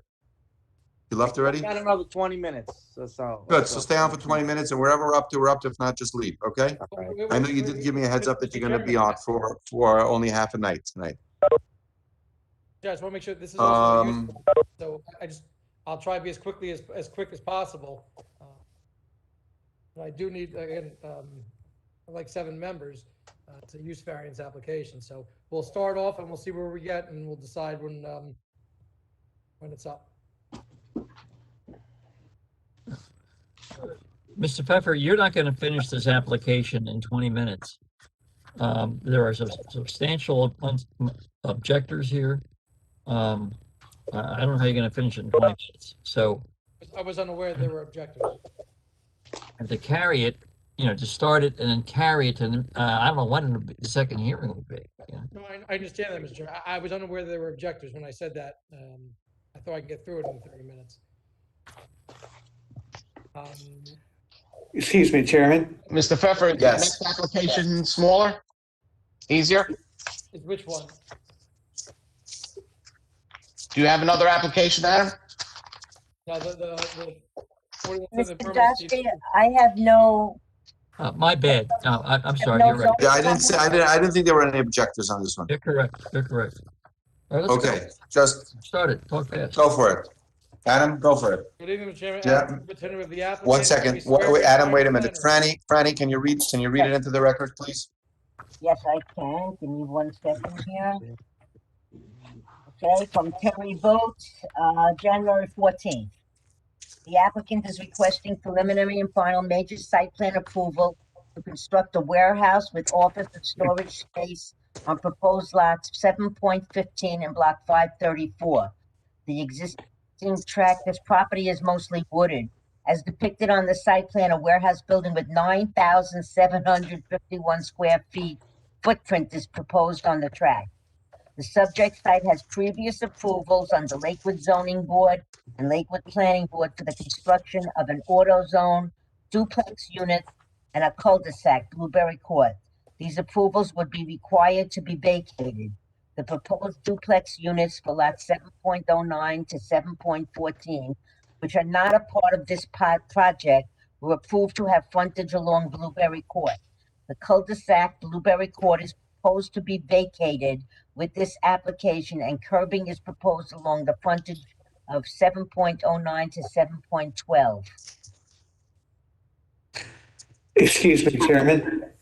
Yes, go ahead. Yeah, when we had issued this letter in mid-January, I had copied Fran and Jerry, and I had sent a communication to the design engineer. I think it's very important to talk about these existing approvals that are on this property. And if this application is approved, are those approvals being vacated? And the reason that this is important, as indicated in the paragraph that Fran just cited, there is a cul-de-sac that was approved for duplex units, which if this current project is approved, would be eliminated. So the $64,000 question is, if you're vacating the old approvals, that's great. If you intend to get this approval and retain the balance of those approvals, they have to go back to planning board at a minimum, in my opinion, because you're vacating a critical element of the subdivision. I just want to get that on the record. Mr. Pepper, if your client's application is approved, you're vacating all the prior approvals, aren't you? Yeah, can we get Brian on sworn in so he can talk about the engineering and explain? Flannery, do you swear or affirm to tell the whole truth to help you God? I do. Brian Flannery, Jackson, New Jersey, licensed professional engineer and professional planner. The application, as indicated, is on a property that had some prior approvals.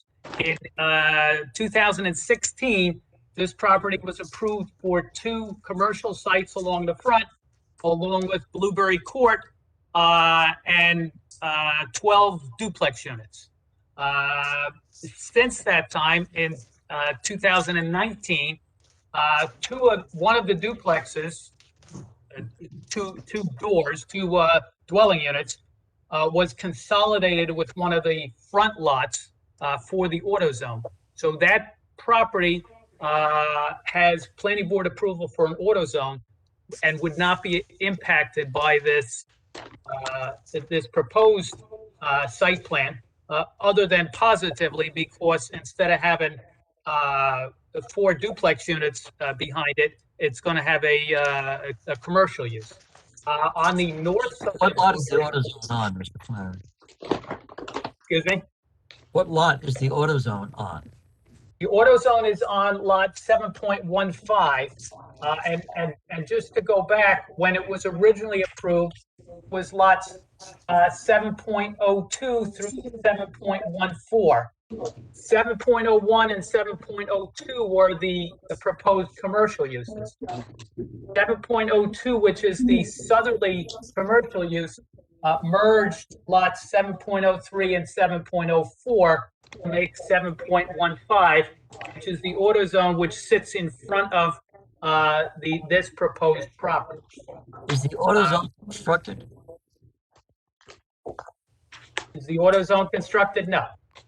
Yes. Nothing's been constructed in terms of what was approved by the planning board. I didn't understand the question. Nothing has been constructed yet, notwithstanding the 3 resolutions approving the site plans. That is correct. Jerry, I think there's an existing garage there now. There is that an they're turning into the existing AutoZone. building. It was a gas station. It was the subject of gas station's coming down if you're approved, right? The gas station is coming down, and that will be replaced by a commercial use on those lots by somebody else. But it will still be a commercial use. If you're approved, are you vacating the cul-de-sac?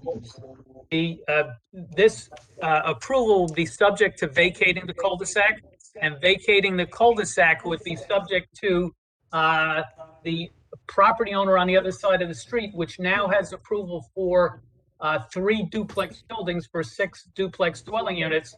That property owner would have to agree to the vacation of the cul-de-sac, and the township governing body would have to vacate the cul-de-sac. You understand, when we submit this application, if that does not occur, the approval is meaningless.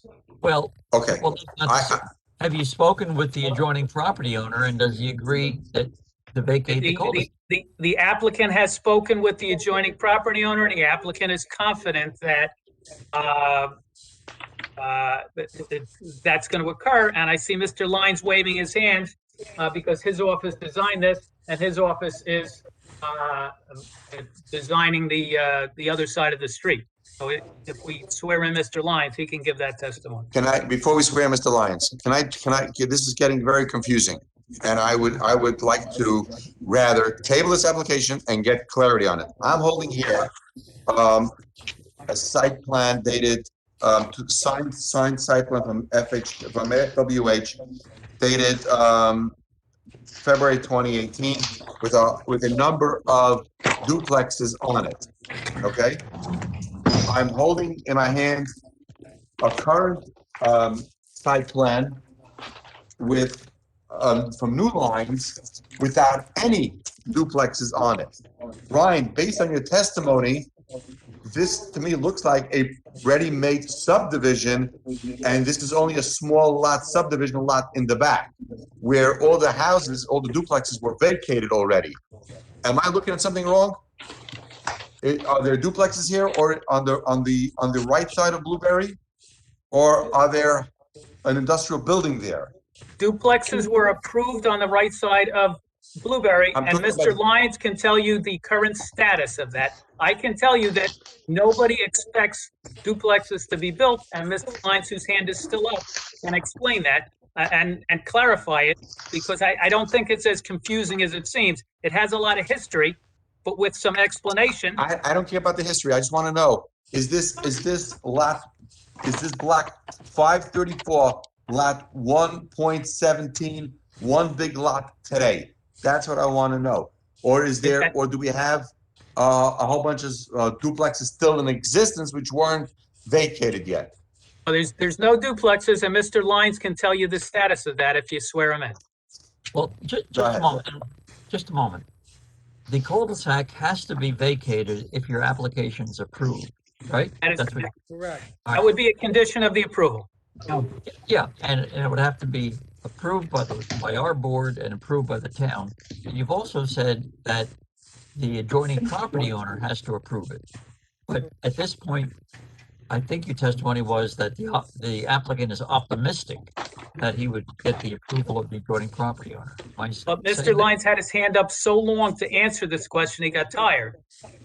If we swear him in, he'll provide that information. Mr. Lyons, you swear or affirm to tell the whole truth? I do. Go ahead.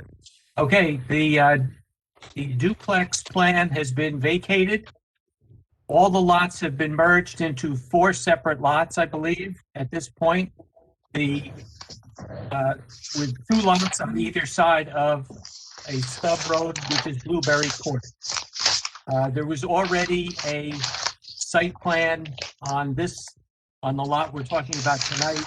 It's approved by the planning board, but that has been vacated by that applicant. They don't want to go through with what they proposed.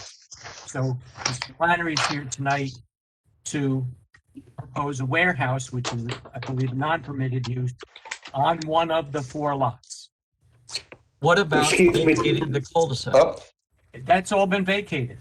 When A was new it? map has been filed. That's why you have new lot now. Your engineer is waving his hand now, Chairman. Yes, Terry, go ahead, Terry. Okay, I'm going to go back to my letter. I'm going to ask the question again. Fran read this in. You have 2 planning board approvals, SD 2118A and SB 2299. Are they or are they not being vacated if this application is approved? I don't. Well, 2118A is the application that created the lot for the AutoZone. And the AutoZone is not going to be vacated because the AutoZone is going to remain on that large lot in the southeast corner of what was formerly the large property. All right, Brian, does the AutoZone lot rely on SD 2118 to convey any of the property for the construction of that facility? No. Okay, all right.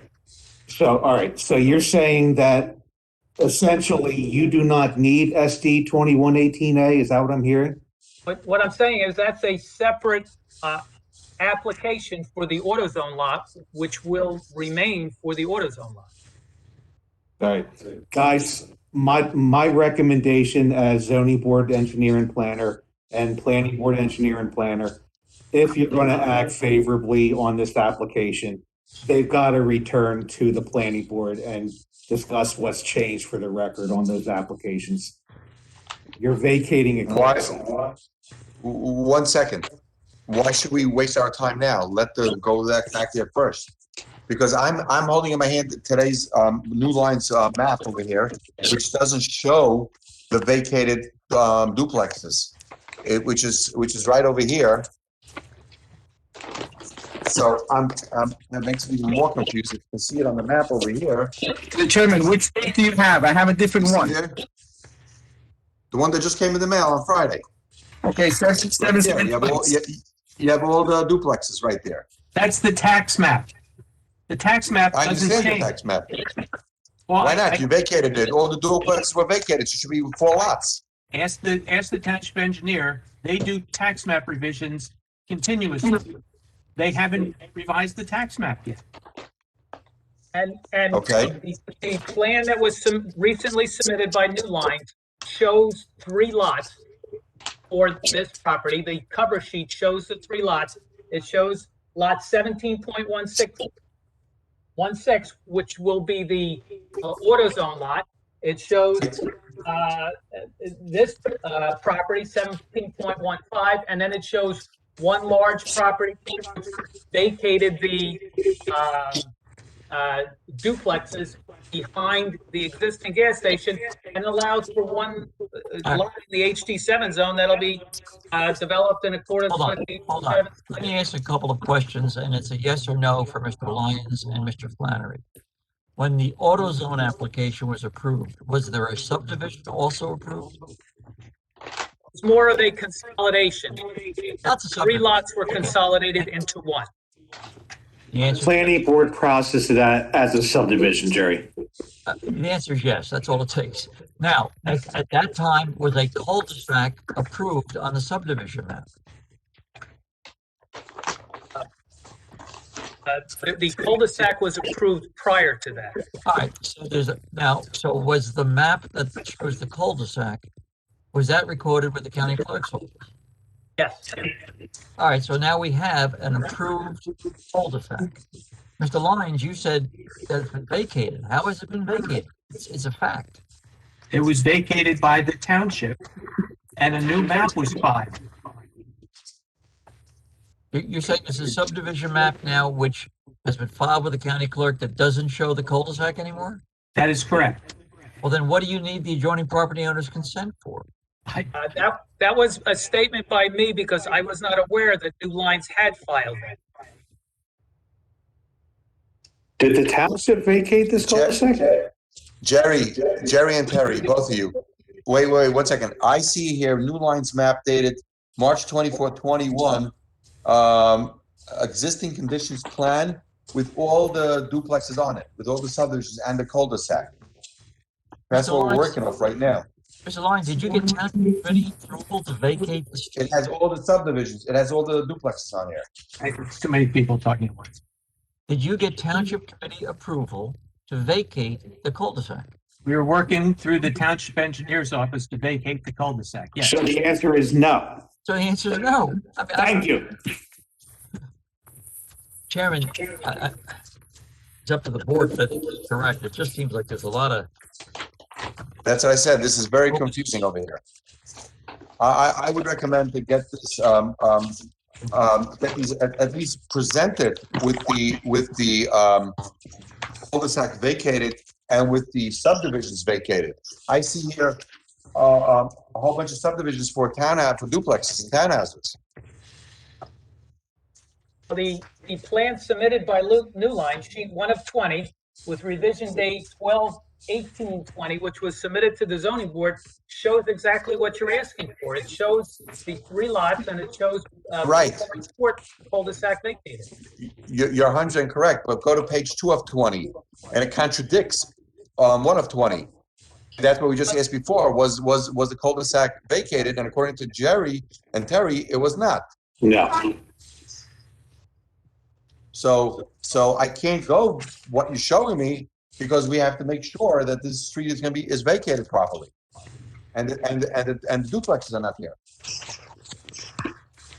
Mr. Chair, this is Mike Shingber. Which map depicts exactly where you're turning it back into 4 lots? And is that part of the application that we're now doing a minor? That's the cover page. The cover page of. How that turns it back into 4 lots. I see how it turns it back into 2 lots. Into 4. 3 lots. 3. I'm sorry, it's 3. You're right. 3. Is there an It's not really clear from the map. By the way, if you go further into 3 of 20, it shows that the duplexes and the houses were removed from this lot, but it remained on the other lot. I see all the subdivisions over there. The testimony is that those duplexes, that duplex approval has been vacated. If the board reviews the That's not application, correct. Brian, when was it vacated? No, it's not vacated. Glenn said they're working on it. Yeah, I working. believe It was not vacated yet. What'd you say? It was not. Let me see if I can find the file. Yeah. Yeah, it's not, I have guys. it in front of me. I didn't even. Through the chair. Yes, Manish.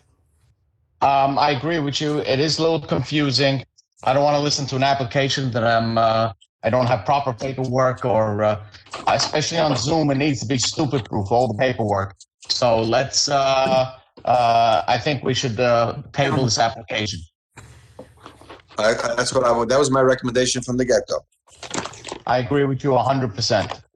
I agree. It's got to be completely clear. It's not clear. It's confusing. I'm not 100% sure what's going on. I opened the paperwork and I'm not really sure what's going on. I wouldn't be able to vote on this. A lot of things slip through the cracks on Zoom, so this is not going to work out good. It's got to be clear. I appreciate it, but I won't be voting on this application. Also to the chair, make sure that if there's any neighbors that need make sure that if there's any neighbor, we don't feel confident about anything. Let's have it in writing. And that was much better. I feel also very confident about many things, but if it's not in writing, it's not going to work. Exactly right, Mr. Naftali. If the adjoining property owner's consent is needed to vacate this cul-de-sac, let's get that consent in writing before we hear the application. Agreed.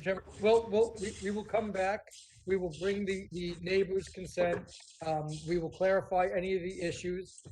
One thing I know you indicated the May meeting is very jam-packed. This applicant has another application on the May meeting. I would ask that we bump that one for this because this is more important. It's the same applicant, just a different name. So I would just ask that we carry this to the May meeting. Okay. Understanding that other application will not be heard. Adam. We're working that out with Revitz and Siegel, please. Right. That's number one. Number two, it's the next meeting is May 1st, May 3rd. Franny, when is the next meeting? May 4th. May 3rd. May 3rd. Today is April 12th.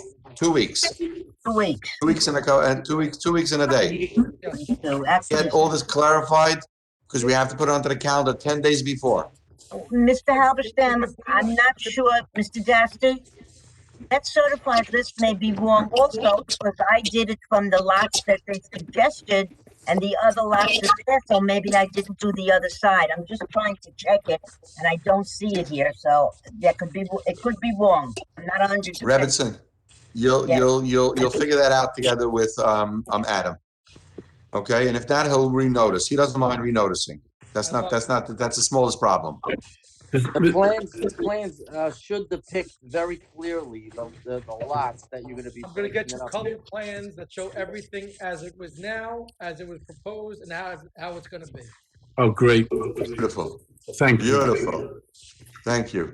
Okay, can I have a motion to table? Wait a minute, when are we carrying this to?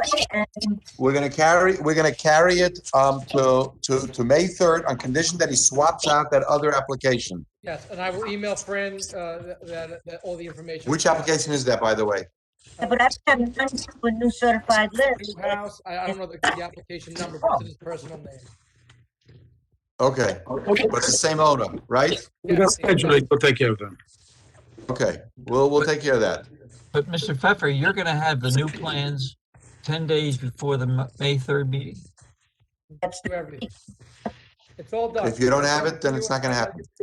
You will have it 10 days before the meeting. And if not, Online. I'll start 2 applications, so it is what it is.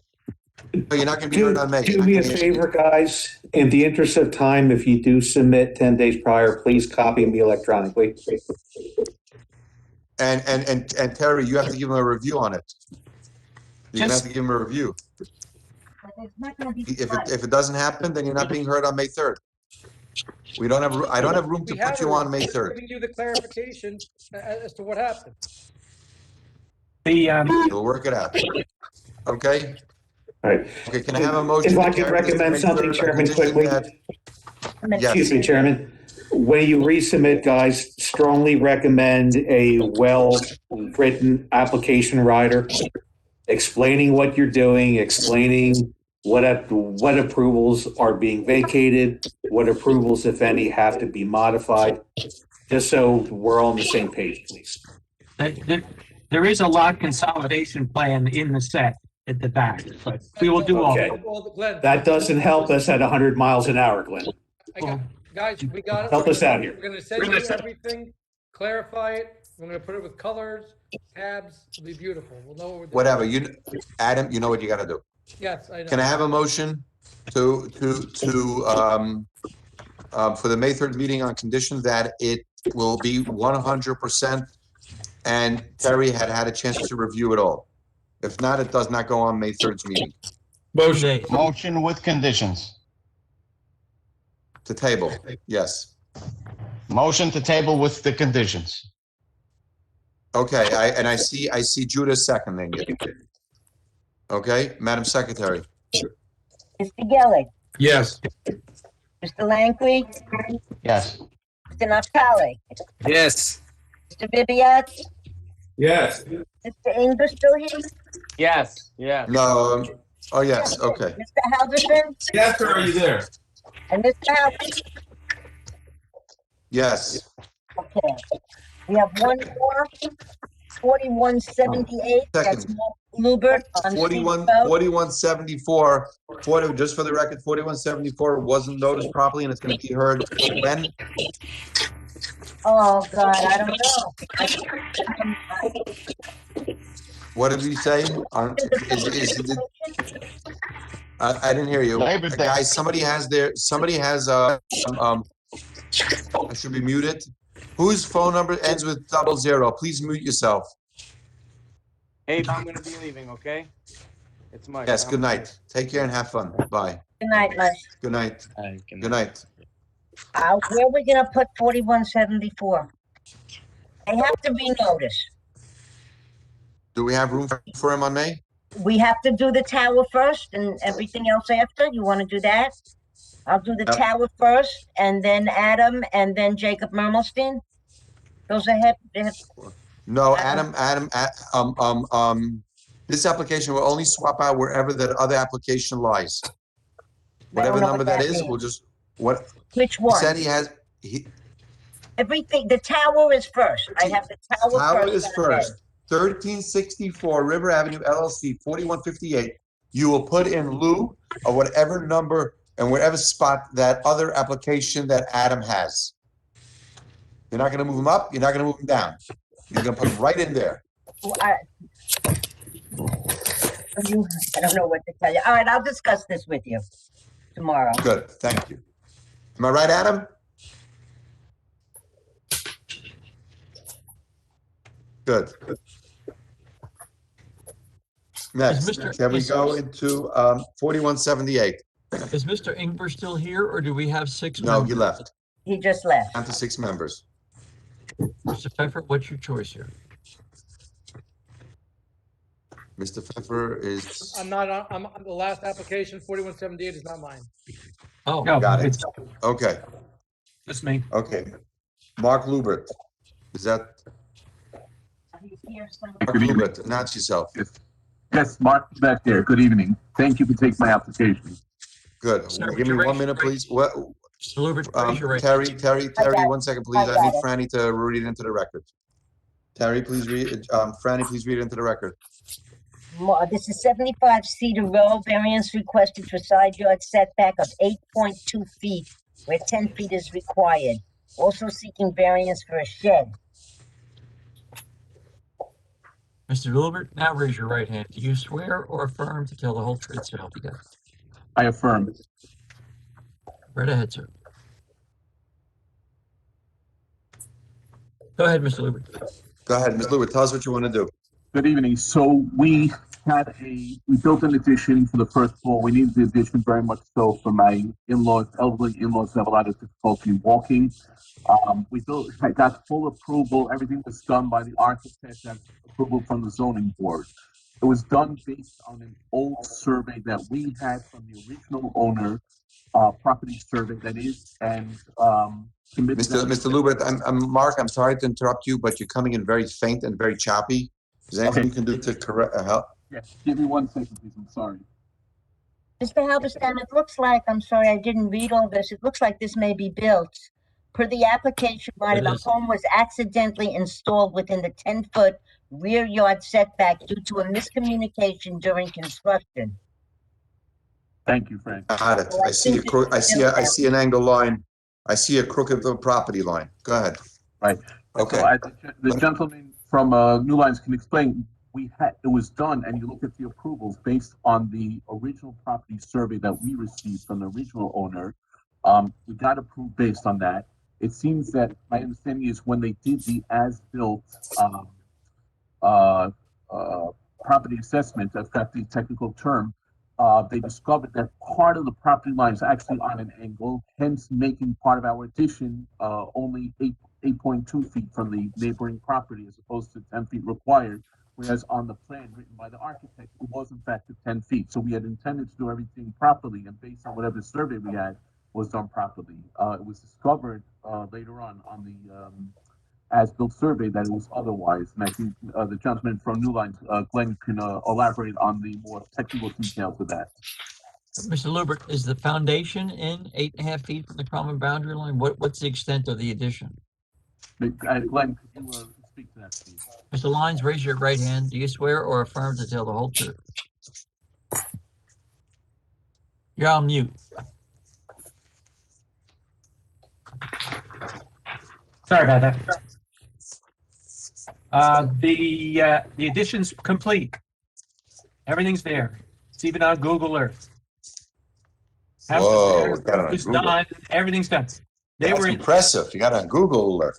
Yeah, it's all up to date. So this came about, the architect used a 1997 plan of a survey, which is included in your set as sheet A3, or I believe. It says it was prepared by the architect. There it is. If you can see that it's not a very good copy that he used, and he assumed, I guess incorrectly, that this lot was perfectly square, and it's not. It's kind of a offset, leans to one side. So when they built the addition was built 10 feet off the front property corner, but because of the angle of the line, it ends up at 8.2 feet off the property line at the rear corner. It was, just. Can you testify, Mr. Lyons, as to the need for the variance for the fence, the shed? The shed, it's an existing shed that backs up to the neighbor's shed. It's in the middle of the backyard. The neighbor's shed is on the property line. Their shed is, Mr. Leibert's shed is also on the property line. So there's a small gap between them, but they're both on the property line. It works out for them because.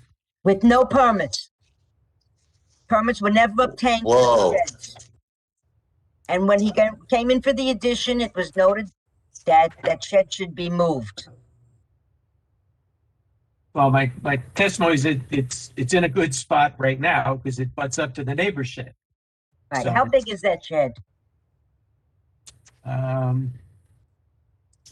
Looks to be 6 by 10.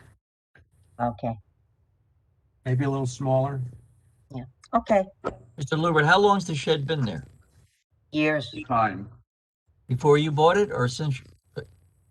So the shed was put in after we bought the house.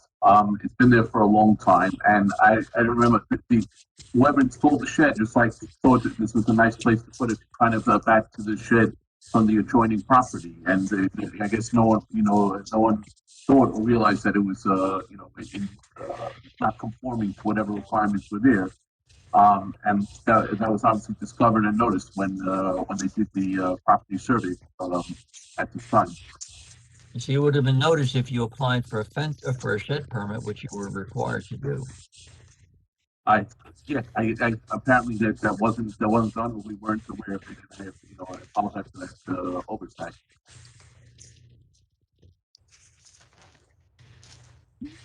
Okay. Do we have any, Glenn? Yes.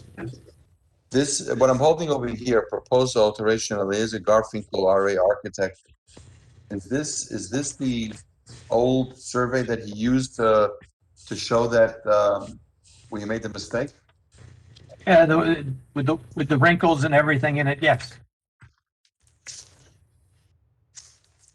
You can see where it's not quite square and it's, 1997. yes. Well, the variance map prepared by Mr. Lyon's office shows that the front is 122.36 and the back is 121.57. So as you said, it looks like the right hand boundary line sort of moves in a little bit. Correct. And I'm looking at this old variance map, survey, I should say, or variance map, whatever this was at the time, from 1997, where it's totally squared out, 100 by 122. No, hold on. Right, and that's the problem, because the side lot lines are about 2 degrees off from being perfectly square. And the architect just he didn't take that into account when he drew his plot plan, which is all that was required for him to submit to get the building permit. Yeah, I see. It's 122.36 versus 121.57. Right. It's less than. And that's where it is. And that's what messed up the whole thing. Right. He didn't look at it. It was never done intentionally. He thought it was a square lot. He prepared a plan that way. That's what was approved for building permits. It wasn't until the as-built was necessary that we went out and actually, when we found property corners and everything, found that southerly lot line is at an angle to Cedar Row, which made that back corner at 8.2 feet. I got it. And also, this architect is from New York, I see, from Avenue J. So you probably figured it's all, who cares, who looks, who notices anyway, let's just do it. That's really what happened, but we're not going to hold Mark accountable. As a resident of Lakewood for 30 years, I would have done anything we really tried to do everything on the up and up. There was nothing. That's exactly what I said. Right. I said, I'm not going to hold you accountable. I'm going to hold this wonderful architect from Avenue J accountable because he thinks Lakewood is New York. When it's far from it. Even though they all think it's becoming New York. Well, keep Lakewood strong. Right. Thank you. I agree. Okay, guys. Let's open to the public. Do we have any complaints from neighbors? Open to the public. I think it's very simple application. Let's open to the public. Yeah. I just want to know, did you speak to the back neighbor a minute? Did he say anything about this? Our back neighbors, we did speak to them. There was no objection. They were fine. We explained to them that it was done this way, and they were like, that's fine. They, had it not come up in the delivery, no one would even notice it. It's not a defined. Okay. Anyway, speak to neighbors and yeah. Tell him to go get a permit. Tell him not to use a New York City architect when he decides to come build us in his house, all right? Had it not been for a New York City architect, we wouldn't have had this issue. Anyone from the public, Franny? Hold on, I wanted to say something. No comments. No comments from the public. Hal, you want to say something? Hal, did you say something? No. Okay, seeing none, close to the public. Moish, yes. You want to make a motion, Moish? I'll save my comment for a motion. Go ahead, I'm up to a motion. I'll make a motion to approve. Now, what's your comment? Is your My architect comment in is New it's York? not really affecting anybody because the neighbor is a rear yard setback and he's on the side yard setback. Yes. That's fine. I have a motion from Moish. Can I have a second? Hal Halverson. Hal's second. Madam Secretary, roll call, please. Okay. Mr. Gelli.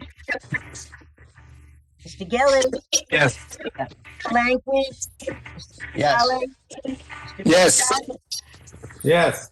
Mr. Halverson and Mr. Halberstam. Yes. That's for the. Good night and good luck. Enjoy your new home. Thank you very much, and you guys do a great job on this zoning board. So thank you for all the time and effort that you put into it. Mr. Lubert, we're Thank going you. to make this resolution of approval contingent upon you applying for a retroactive shed permit. Okay. So you're saying I need to do a retroactive permit for the Permit, yes. Yes. Franny will help you with that. She'll help you. She'll give you a lot of service with it. Don't worry about it. She'll do a good job. And if you're going to make any drawings, don't use Garfinkel. Right. Don't use somebody from New York. Don't use Garfinkel. Thank you so much. Have a good evening. Don't be surprised. Right. Okay. Hal, you're on mute, Hal. I didn't hear what you had to say. You're still on mute. Okay, we have three resolutions. Go ahead. Okay. Go ahead. Okay, Selco Park, 4169 Selco Partnership. That's a resolution to approve the use variance to a temporary wireless communications facilities. 4170 Jacob Miller, Budge Road, for side yard setback. Simchas Kala, resolution to approve the use variance for the two-story building. All in favor? Yes. Good night. In favor. Can I have a motion to pay bills? All in favor to pay bills? Second. Yes. Good Motion night. to pay bills. Motion to pay bills. Meeting adjourned until May 3rd. Good night. Mr. Halverson, good to see you again, Hal. Thank you. Me- Good night, everybody. Good night.